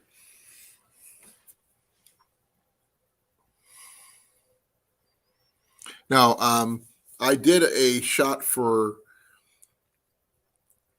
the Boy Scouts. Were doing their Arrow of Light ceremony, and they have asked me to volunteer to do the shooting for them. And needless to say, I impressed the Boy Scouts with shooting without sights at the distance that I was shooting. They asked me how I did. I go, it's easy. You look at the target and let go. I had fun with it. I mean, it was good for a good cause and everything. It was awesome. My boy helped me do it, and he's never been in the Boy Scouts, and he was like, awesome. So, Yeah, that was a long time ago for me as well. I was officially a Boy Scout for 1 day. Oh, really? Oh yeah, several years. I made it all the way up to Boy Scouts, but the scout leader, when I turned Boy Scout, did not. Okay, I'm going to say I'm not Christian, and because of that, she didn't want me there. Oh, that was just so wrong. Remember, this is back in the day. You couldn't be anything but. Yeah. Yeah, like I said, the troop I was actually with was actually on the military base. I didn't go into town because town was actually further than the base. Right. So I got to do a lot of extra stuff than most of the other scouts did. We got to do a lot of the stuff that was on the base. Believe it or not, I got to walk the rocket site where they had the sled. Oh yeah, I mean, the only thing that was left was just the concrete pillars. I remember I had a friend of mine. Oh no, let me rephrase that. My cousin was born in Vegas. Okay. At the air base. Nellis. Yes, he was born at Nellis. So he got to see all that stuff growing up. That's cool, Blue Jay. What kind of recurve was it? And I have only seen a few PSE compounds, so I can't honestly remember what they are like. Now the one Jason has is really cool, but It's modern. modern. I have actually, I've got, I got really modern bows. I mean, my survival longbow, my Atmos, is high tech as all get out. But is it a survival bow? You better believe it is. This thing will Oh, yeah. outlast anything. I could probably Oh, bury yeah, it. Come back that's fine. Yeah. Yeah, you can't find parts for that out in the wilderness. No, with mine, I mean, literally, like I was showing you, it's just 3 pieces minus the bushings. Yeah. Minus these parts here. That's solid fiberglass. That's not going to break down. And I can hunt with this. That's the thing. I've actually checked my my seat for my bow fishing reel, and it does fit on this. So I can bow fish with this. I can do regular hunting with this. Club someone over the head with this if I have to. Question for you. Sure. The reel, left-handed. For the bow fishing? Yeah. Okay. On that note, I actually have, let me find it. Oh, here it is. I ordered one off of Walmart. I told them I wanted a left-handed reel. They sent me a right-handed one. Oh, jeez. My friend JV came to visit not too long ago. JV Outdoors. He bought it off me for $35. He left and he forgot it. I've been wanting to give it back to him when I get a chance because he did pay for it. He also left his Bible, so I want to make sure he gets those things back. Oh, yeah. Welcome back, Brian. Jennings. Jennings. Oh, I'm trying to remember both manufacturers' names. My boy and I he found a 1953 Fred Bear recurve in the trash. Well, that's pretty cool, Blue Jay. A running deer target. That's pretty cool. I've shot rabbits on the run, if that counts. I think that's more fun. What do you think, Mac? Come here.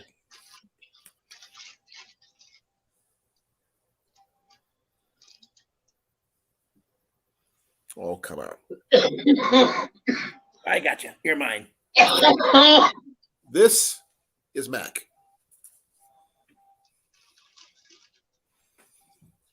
What do you think? You see, there's a puppy right there. What are you going to do now? Uh-oh. It's a stare down. Oh, she has no clue what's going on. Huh? She's blind. She has no clue what's going on. She's kind of almost blind. I mean, she can still see, but not very well. She's old. He's just a little over 2 years, almost 2 years old. Yeah, she's about 17. About 17. We got him about 2 years ago, huh? Mhm. As a rescue. He was a kitten. Yeah, we rescued her too. So. And he's as you can see, pretty laid back. He's just laying there looking at the screen. Unless you forget to give him his creamy. Unless you forget to give him his snack. There you go, bud. He's heavy, though. He weighs about 20 pounds. What? Oh, like I said, she can hear you. She's watching. She's zoning right now. Yeah, she hears a different voice in the house. She's not quite used to. Okay. Hey, I'm saying hi to you. That's cool. Jenny's boss had this. What was Toby? He was a Yorkie Terrier, and for a small dog, until the day he passed away, he would chase toys all through. the work where she worked. He brought them in every day, and they play all day. And People are still asking where he is. yeah, he had his own following at the shoe store where she works. Oh, And Blue Jay, that's pretty cool. I just gotta make sure she's like a fall off my little chicken.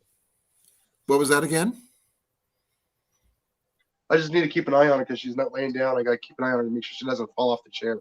Yeah, I can understand that. Growing up, my dad raised Brittany's for hunting. So that we were used to hunting dogs growing up. Then once we stopped doing that, my mom raised Cocker Spaniels.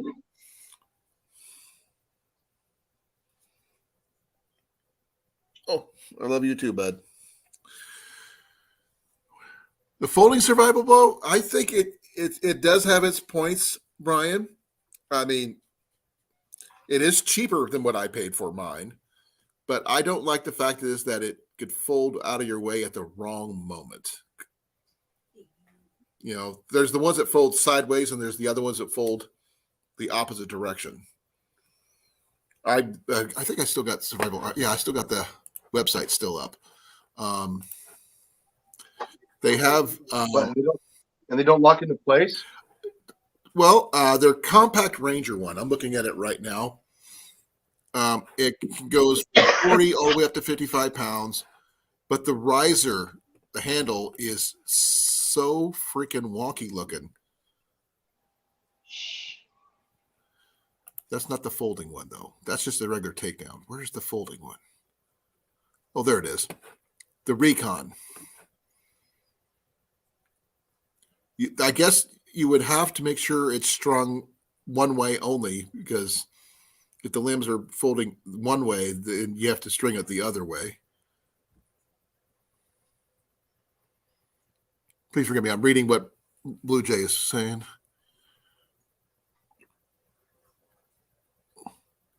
Well, it's pretty cool.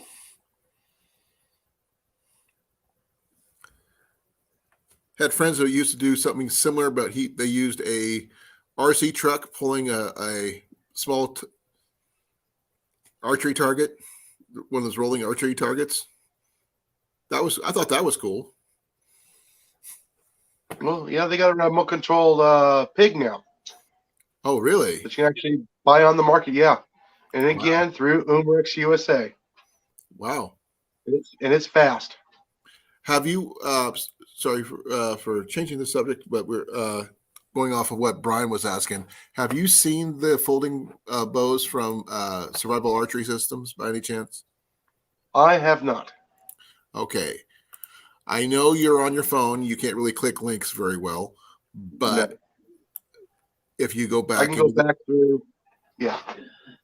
Okay. I just posted the link to Survival Archery Systems, their Recon folding bow. They have two different versions of their folding bows. Apparently, they have a tactical, and they have the Recon, but they're very blocky looking, in my opinion. And they're both $200 a piece. I don't know if. Look at. Not sure about that one. Oh, that's interesting.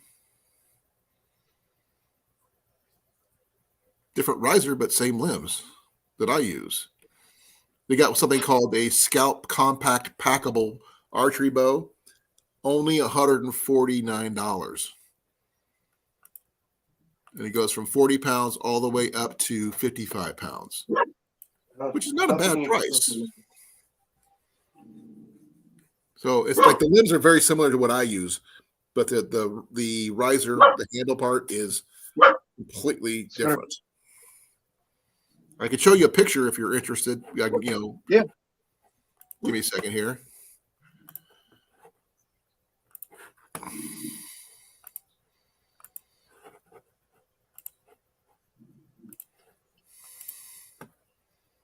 Okay.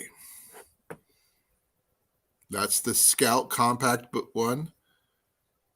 I guess this is the budget version.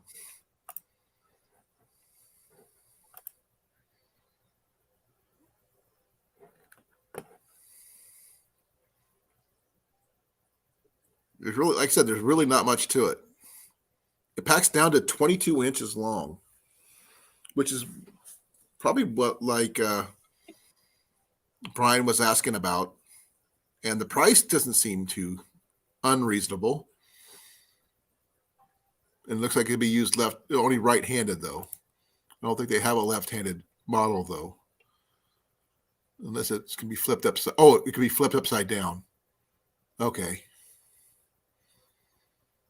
Ambidextrous. Yeah. You basically literally have to turn the bow upside down.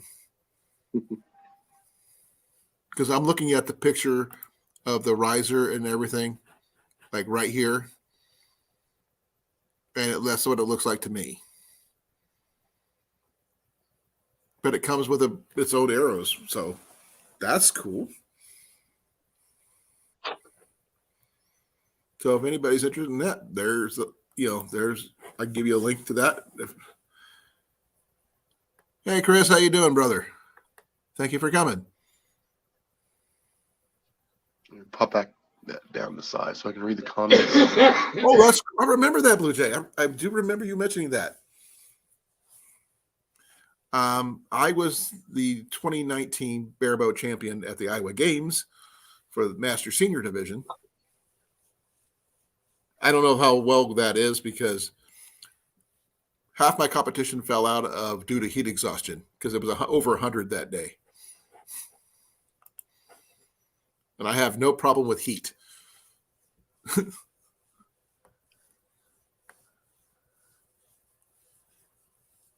That is very freaking cool, though, Blue Jay. By the way, Jason, I made you a moderator just to let you know. Oh, you didn't have to do that. Yes, I did. Okay. You're smiling about it. Just admit it. You like the idea.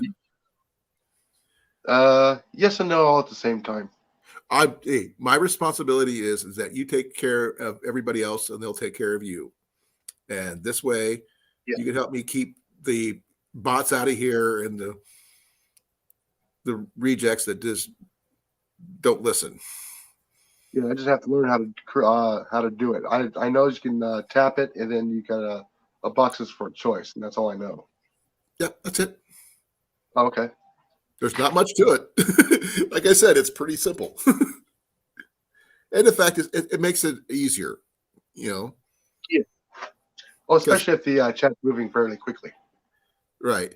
And the fact is, I mean, I don't get a lot of those generally. But since I got over 1,000 followers and my watch hours have gotten closer, they've been popping up a lot more often. Yeah, like I said, I'm pretty much new to this. This is the first time I've actually been on live YouTube. So, well, thank you for coming. I really appreciate it. Yeah, thank you. I'm just trying to learn a little bit more. You are very articulate. You project yourself really well on camera, so that's a good bonus. And talking about your favorite subjects, always a bonus because if you're something you're passionate about, people see that. Oh yes, and being able to talk. You and I will probably end up talking off the night if I didn't have to work tomorrow. Yeah, I'm actually off this week, so. Oh, well, lucky you. I remember. I think you mentioned that yesterday. I believe you were off this week. Oh no, he froze. Yes, bows are awesome. There we go. There you are. You're back. You froze for a little bit. Yeah. Where did we lose at? So that's okay. We were talking about being able to talk on camera, being passionate about what you want, that kind of thing. Yeah. Be yourself. And I'm off this week. Talk to people. Yeah, I'm off this week because I have vacation. Is use it or lose it because it's the end of the fiscal year for that company. I just got all my vacation and sick days on the 1st. Yeah. I have like over 3 and a half weeks or something like that I have to use throughout the year. So that's a lot. Well, yeah. When I was working for a municipality, I got 20 hours a month to use. Wow. Yeah. Oh, yeah. That's just the vacation time. 8 hours of sick time. I had 14 holidays a year. That's including one day for your birthday, Wow. or personal day. We never got one for our birthday. That'd be awesome. Yeah. Oh, yeah. I mean, it was very, very good. But that, like I said, it was a very nice municipality that I used to work for. I just I got burnt out, so I retired a little bit earlier than when I originally wanted to. I just couldn't do the work anymore by myself. You stopped for mental health reasons. Nothing wrong with that. Yes. I started showing up to work, and I was on autopilot, and I didn't know it until I actually finally got a vacation after over 10 years. Wow. Did they take you back in Yeah. a heartbeat? But they were upset that I was leaving, and they would take me back in a heartbeat if I went back. Oh, I'm sure. I just don't want to go back to and live there now. I can understand that too. All the changes from what I've talked to is like, oh my goodness. Yeah. I remember when I got out of the service and started trying to be a civilian EMT. And I was an Army medic for 12 years. And I tried to do it civilian wise. And I came across my first car accident by a drunk driver. Oh, yeah, I've never come across those two. Kids were involved. Hmm. They were on the receiving end of a female drunk driver who didn't have a scratch on her. And all she was doing is saying, I was just trying to get home. Yeah. Kids weren't hurt. They were not hurt bad, but you know that pressure cuts and stuff like that look worse than they actually are. But my heart couldn't take it. Like I said, there's been times I show up on fatalities, and I was the first one there. Yeah. So yeah. It's one thing to do stuff for your country and take care of guys who volunteer, but that I could not. Yeah, civilian wise, couldn't do it. I lasted one shift, and that was it. I just didn't have the heart. Yeah, I didn't come across them very often, but being in a vehicle, taking care of, was the 23 locations. I was always in transport. So yeah. So I saw a lot of stuff, and I took care of a lot of stuff. Yeah, some stuff I don't like. I did have one moment when I was in the service that it was just the most awesome moment ever. Have you ever heard of the Nightingale? No. It's the Air Force hospital plane. Oh, okay. they were doing some training over in, where was it? Kansas, I think. And I was working in the hospital there, and we had to transport the preemies who were going home. Okay. They actually got healthy enough to go home. So I was part of the ambulance crew that got them from the hospital to the hospital plane to send them home. And that was just, this thing was a flying hospital, literally. It had everything. And it's one of the few things I will never forget when it comes to being a medic and EMT. But then there's the other spectrum, which I already talked about, which I do not want to remember. Yeah. But we'll get back to bows and stuff like that. We're good. I'm good with that. Now, how old are you when you picked up your first bow? Oh, let's see. I'll probably say maybe 10. It was just one of those inexpensive fiberglass ones that was what store was that? Gemco. Mine was picked Gemco up from a Special. yard sale,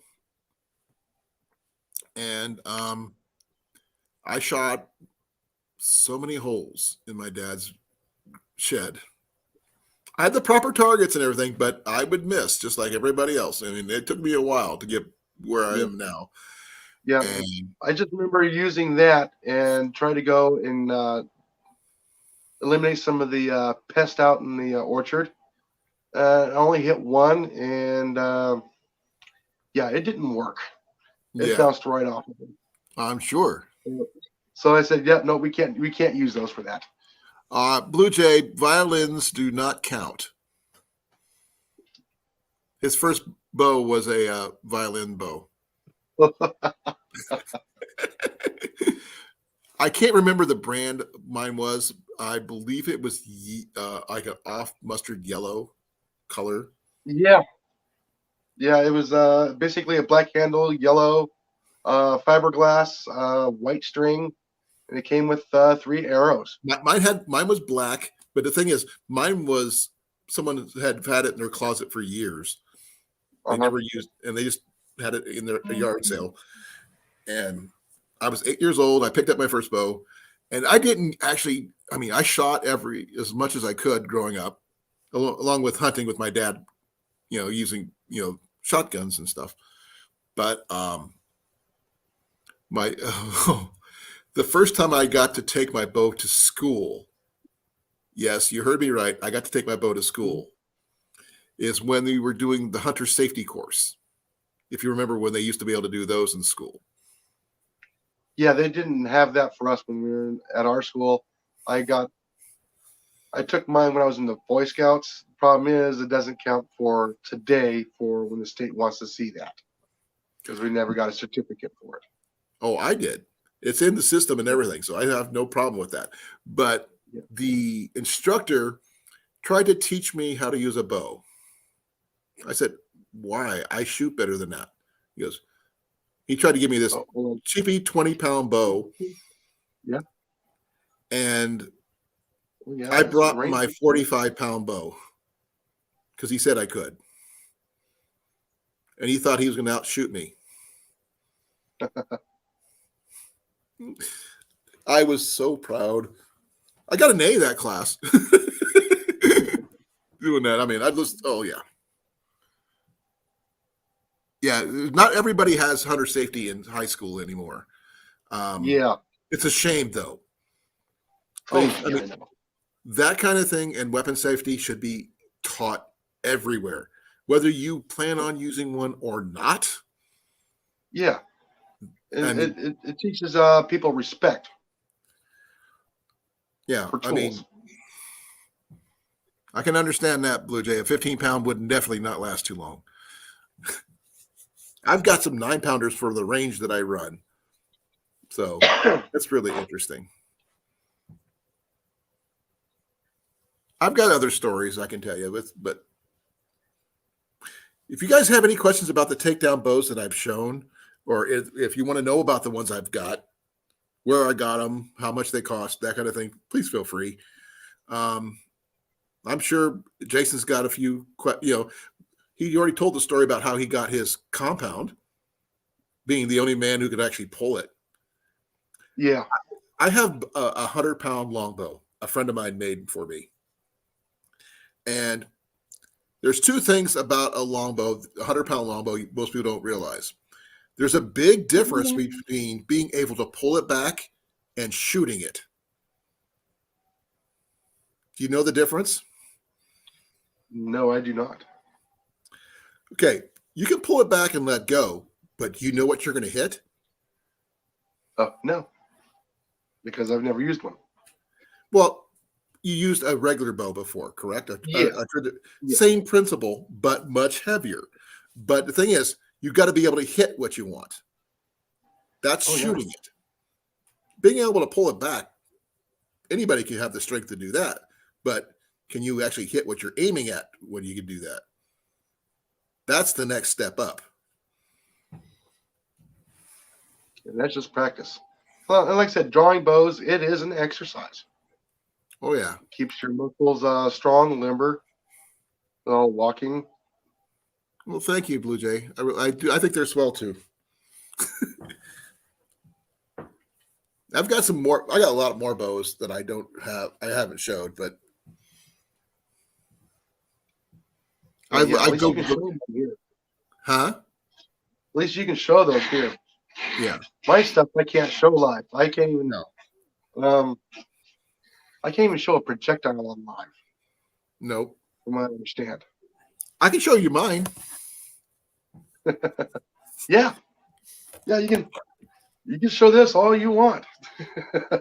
Well, Like actually, I can't even open up a tin and show you guys. Yeah, I mean, like showing off for these sight tips and comparison, stuff like that. Yeah. Okay, that's cool. I'm not sure what you saw, Blue Jay, but I have 3 different types of takedown bows. What the topic of tonight's thing was about. If you're interested about them, let me know. Hey, if you have any questions for Jason, I'm sure he's got some archery questions he could answer, especially about his compound. Right, Jason? Oh, he looks like he froze, or he's just standing there.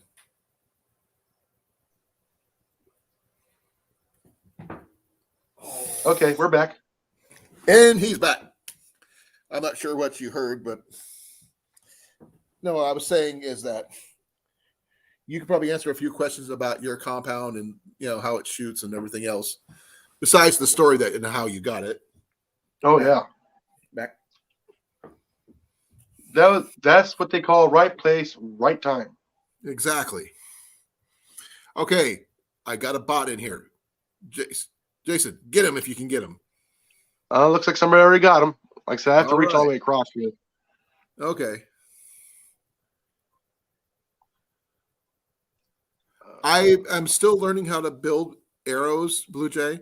I have, because my arrows are really, really heavy. Whack-a-bot.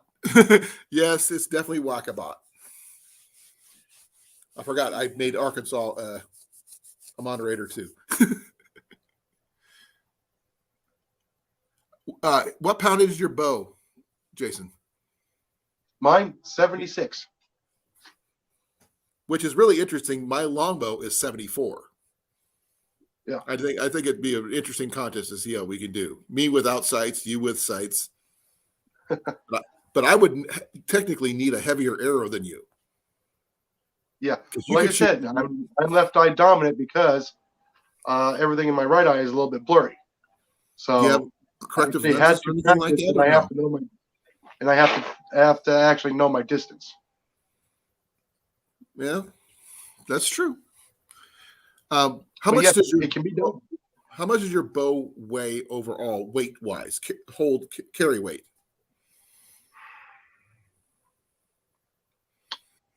Or have you not ever weighed it?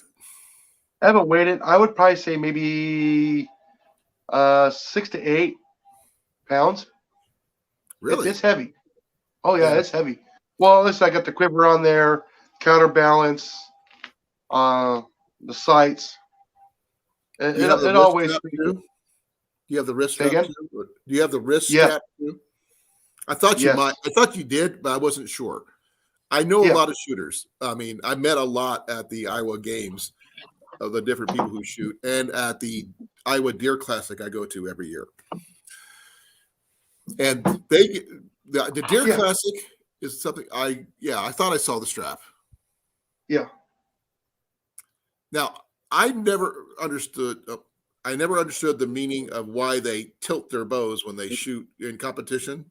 But I've always just used my long bows and stuff. Yeah, I gotta give a little bit of tilt when I was using the regular bows, the traditional bows, just to keep it from sliding down. The arrow from sliding off because it didn't have an arrow rest like this one here does. All right. Okay? Could you show that up here on the camera a little bit better? Your riser. Oh, there it is. Your arrow rest, I should say. What's it called, or do you know? The type of rest. This one is I've seen Target Tough. What is it again? Target Tough. Target Tough. And it is actually adjustable. Well, that's good. Like I said, I've just shot off the shelf. Yeah. As you can see, you got it for windage. And then, of course, you have your elevation here. Right.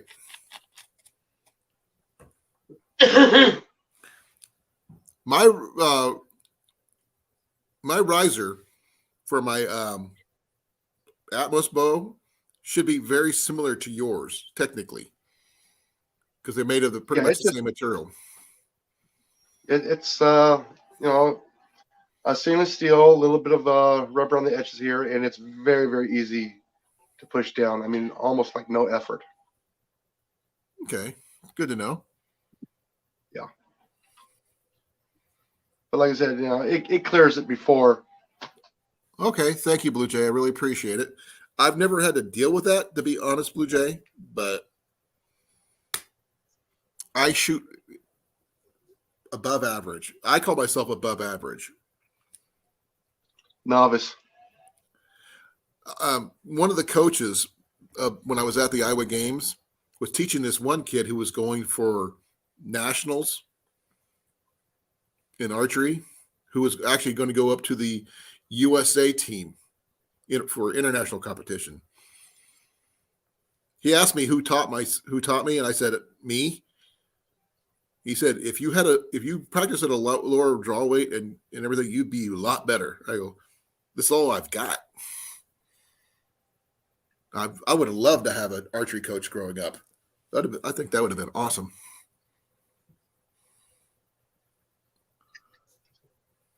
Yeah, I'd probably say close to 8. Okay, if it grips it too much on the arrow, the arrow can go left or right, not straight. I'm not sure if he's talking to me or you.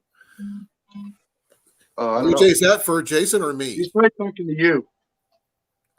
I don't have anything on my shoot off the shelf.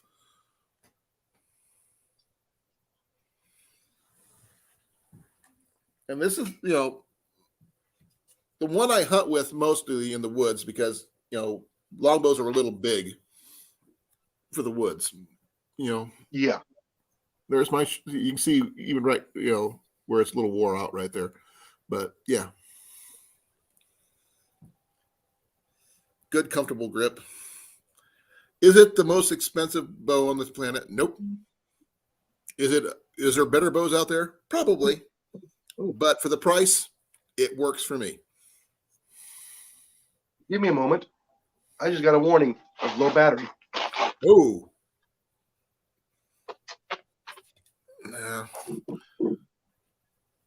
I was getting that right before I started my stream tonight because my computer came unplugged.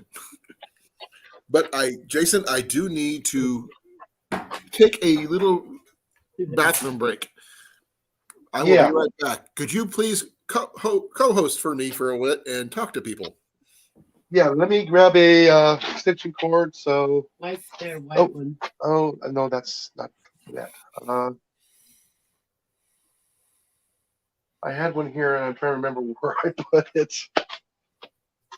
Okay, Billy J. I'll be right back, folks. I've got to use the restroom. If I don't, I'm going to have an accident, and I'd rather not do that. Be right back. Oh, I got my cord.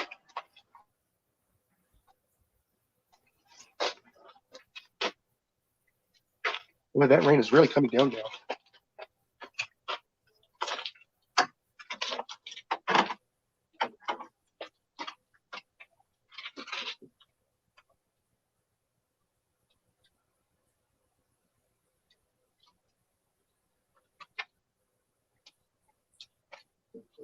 Here.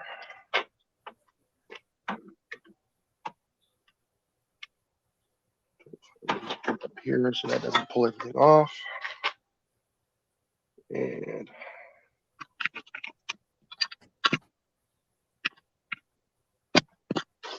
There we go. Wow, just that quick, I was down to 11% from 15. Let's see.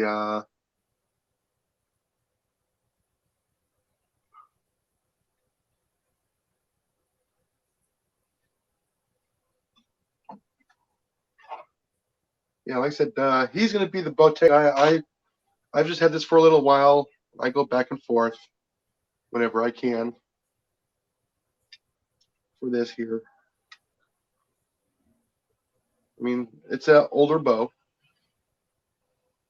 but still extremely effective. You can see they got the dampeners on there, or the whisper feathers, some people call them. But still fun to shoot. And yes, I can actually draw this thing sitting down. So sitting down and drawing 76 pounds, for me is not a whole lot of effort. I did spend many, many years dragging a hose for vegetation management as well, and for fertilizing, stuff like that. So I'm back. alrighty. Sorry it took so long. I was talking with my wife. Okay, what do I miss? Yeah, I was just telling him, you're the bow tech. I'm the novice. It's just stuff I'm just learning. I don't know compounds like you. Nobody really teach me. I don't know compounds. To be honest, I know longbows. I know recurves. I know a takedown of each, and I do know there's some of the older solid fiberglass models that they used to make in the 50s and 60s. I would love to have, because they're just as good today as they were when they came off the assembly line. Oh yeah, and I would love to find some of those.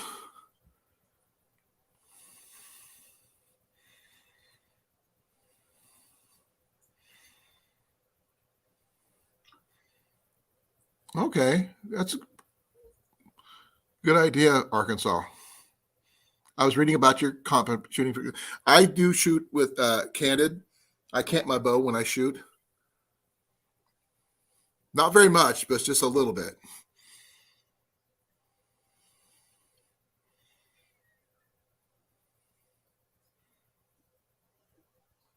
Well, when I'm hunting, I don't do that when I'm hunting. When I'm doing target shooting, possibly. I never really thought about it. But I do know when I shoot, Jason, there's something yeah. new. What I do when I shoot anyway, like when I shot competition with this one, I hold my hands barely. When I'm pulling it, it's just basically pulling right into the. Yeah, I just let it rest like so. Yeah.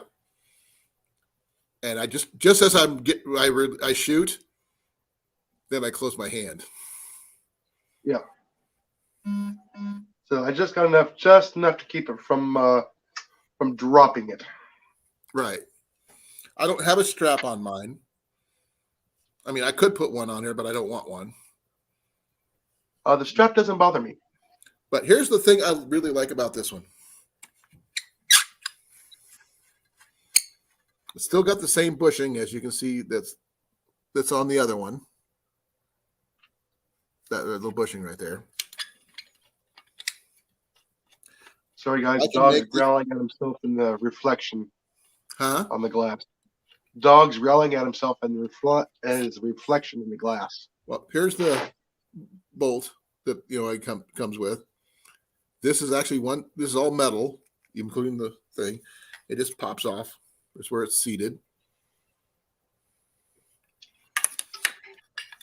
One of the reasons why I bought my Atmos, because this thing is as beautiful as it is, I don't want it to delaminate at all because of heat or cold.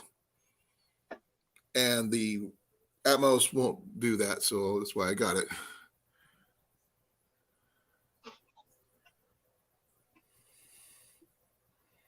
That's pretty cool, Blue Jay. We have a 1953 Fred Bear recurve, left-hand recurve that's only 20 pounds.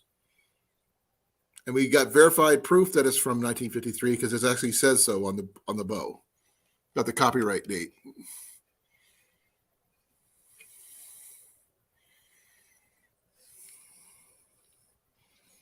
But every one of the Samick Sages looks like this. They all look the same, which I think is very, very pretty, as you can see.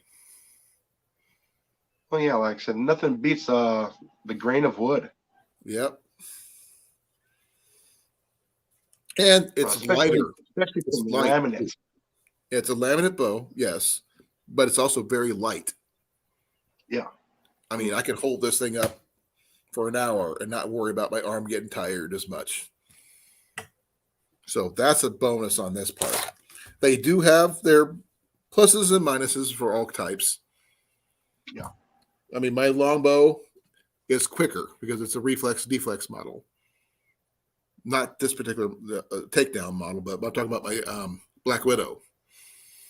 It's very quick. This one here, same poundage as everything else. I think it gets off pretty quick because it's a recurve. But it's a deep recurve. So it's a little faster than some. Yes, Blue Jay, definitely quality back in the day. I mean, was it? There's a guy I follow, 3D Archery something. Give me a second. I'm trying to remember. I'm not sure if you guys ever heard of him. Give me a moment.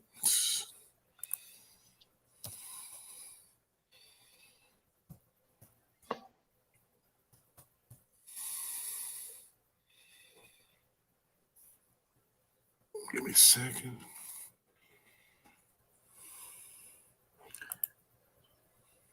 Yeah. 3darchery.net is the guy. He does a lot of demonstrations on archery and everything. And what I like about the guy is he's left-handed. Hey, be well, Chris. Thank you for coming. By the way, I found out something about my StreamYard stuff not too long ago, and I think it's actually pretty cool. I don't know if I can do it or not, still or not. Oh yeah, I got music. It's new. Please forgive me if you hear music.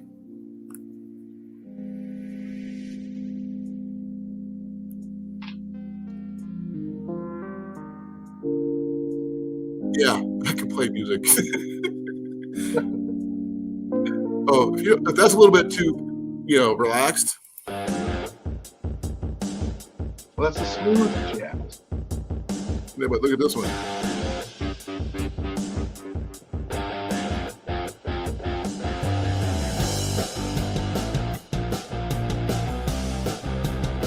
That's got a good beat to it. Now, where do you go to get your music for your video? I actually did a search online. The one video that I put my first music on was my multi-shot video. This one right here, this one just popped in today. So I'm on StreamYard. I didn't even know I could do it until just now. StreamYard, okay. That's what we're on right now, StreamYard. Okay. I pay for, you can get a 20-hour free subscription thing where you can just get 20 free hours of StreamYard per month, where you could stream for a while, which doesn't really work for me because I do like 3-hour live streams. I go through that just like that. Yeah. So I pay the $25 subscription rate per month, and I get unlimited all that. I can have up to 10 people in like this, like you and I are, Chris. Yeah. Chris. Sorry, Jason. I just saw Chris's name on the down there. Like, yeah. Why? Oh,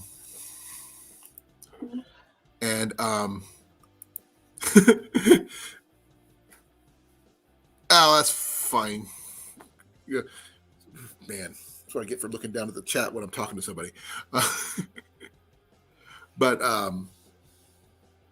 yeah, you can have up to 10 people up here. Oh wow. Yeah, all talking at the same time. And generally, if you do it right, you're just holding a conversation. That's all. There's no one in charge of anything. And I'm not sure if you've seen a lot of my previous, live streams. I have some very interesting people pop up on my chat just to hang out. I mean, I have people with 20,000 plus subscribers to someone who has, like yourself, a few. And does that matter to me? Nope. I don't care. I'm here. I just now started learning. And you're doing well. Now, like I said, believe it or not, I'm a lady into it. I know you will. Yeah, like I said, believe it or not, I'm actually using for editing is the believe it or not, my tablet. It's the one that comes with it. You know what I use for editing? Google, the Google editing. They came with the software. They came with it. Give me a second. In photos. I use something called VideoPad Video Editor. I got for free. And I barely use it because I don't know what I'm doing. So one of my last lives, one of the videos I downloaded was my son's fishing catch when he caught his walleye last month.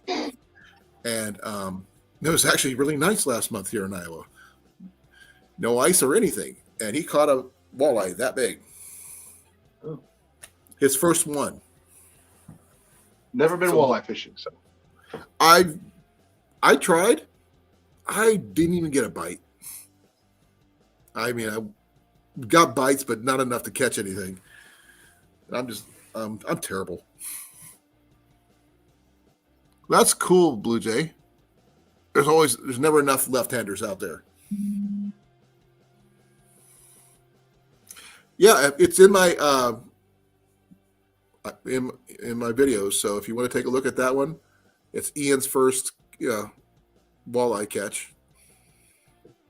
If you notice in some of my other videos, I'm actually using left. Really? And I'm right-handed. My wife. I'm predominantly right. I've actually had to relearn. Reversed. Hers is reversed. She's right eye dominant, and she's left-handed, so she has to do it right-handed. So it's really interesting. My boy, on the other hand, is right-handed, and I'm left-handed. Yeah. But he's one heck of a shot with a bow.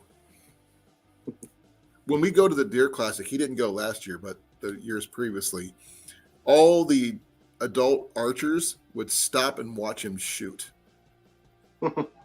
Because all the other competitors in his age category are using compounds. He comes up with a $400 longbow, custom longbow, and just his scores are not as tight as the compound shooters are using sights and all this other stuff, but he's hitting consistently. I'm teaching him how to hunt, not teaching him how to do target shooting, but he can do it. It just he got self-conscious. He didn't like people watching him. Well, like I said, punching holes on paper gives you the confidence of what you need to make sure you hold that pattern. Yeah, I think why he stopped is because he got old enough where he couldn't be with the kids anymore. He's with the youngest person with all the adults. Oh. Did it stop him from shooting well? Not in my opinion. Just a little further, but I've been teaching him at the distance anyway. He actually almost tied me in one of my competitions I was in.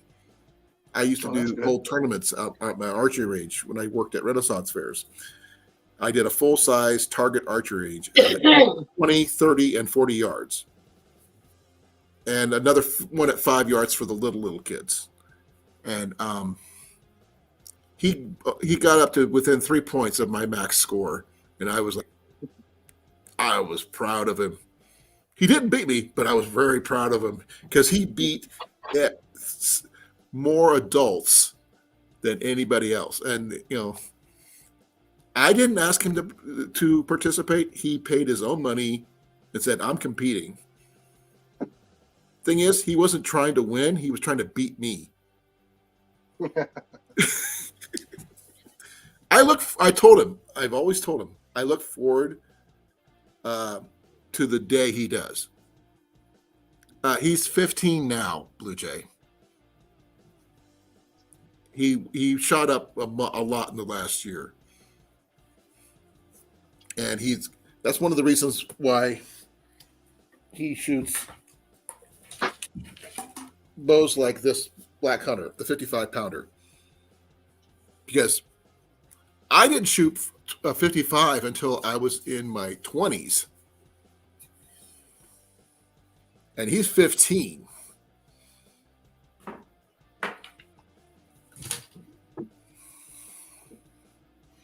And he's paying for his own arrows at the local archery shop. Had his own arrows custom made and everything. So I think that's really cool that he's doing all that. But I will let you guys know in about 24 minutes at 10:30 Central Time, which you already are, Jason. I know you are, but yeah, but you're just like further south than me.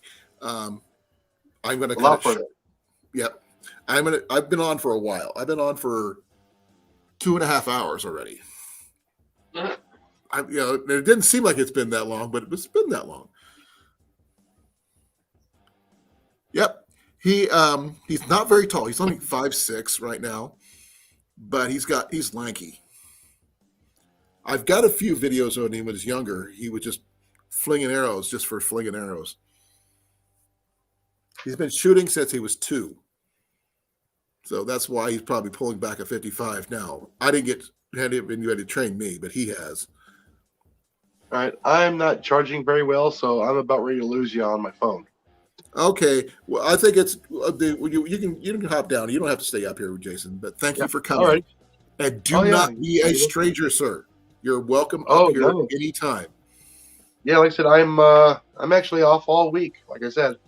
So I will be back. I'll do my regular live on Thursday.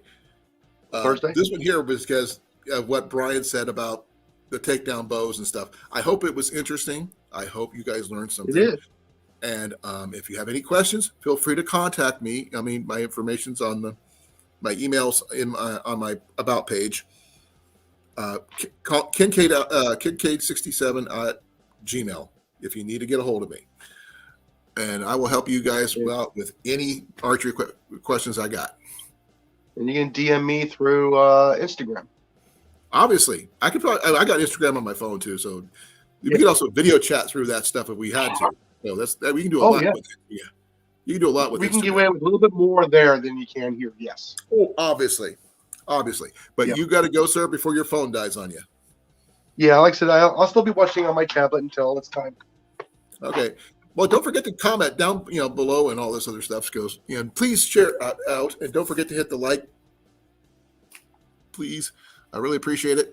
I am so close to being monetized. I am just over 200 hours left, and the more I get people watching my videos, the better I get of getting monetized.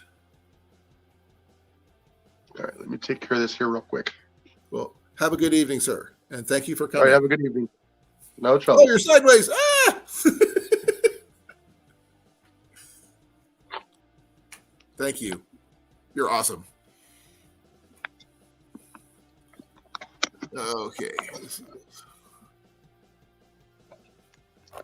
Okay. Are you down? You're down. Okay. Can you get off there, or do I have to remove you? I said I closed it out. Let me do this. There we go.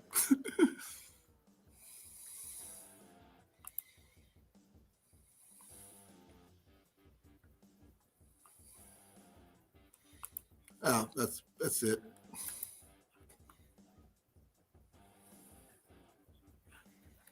Okay, you just got to shut it down.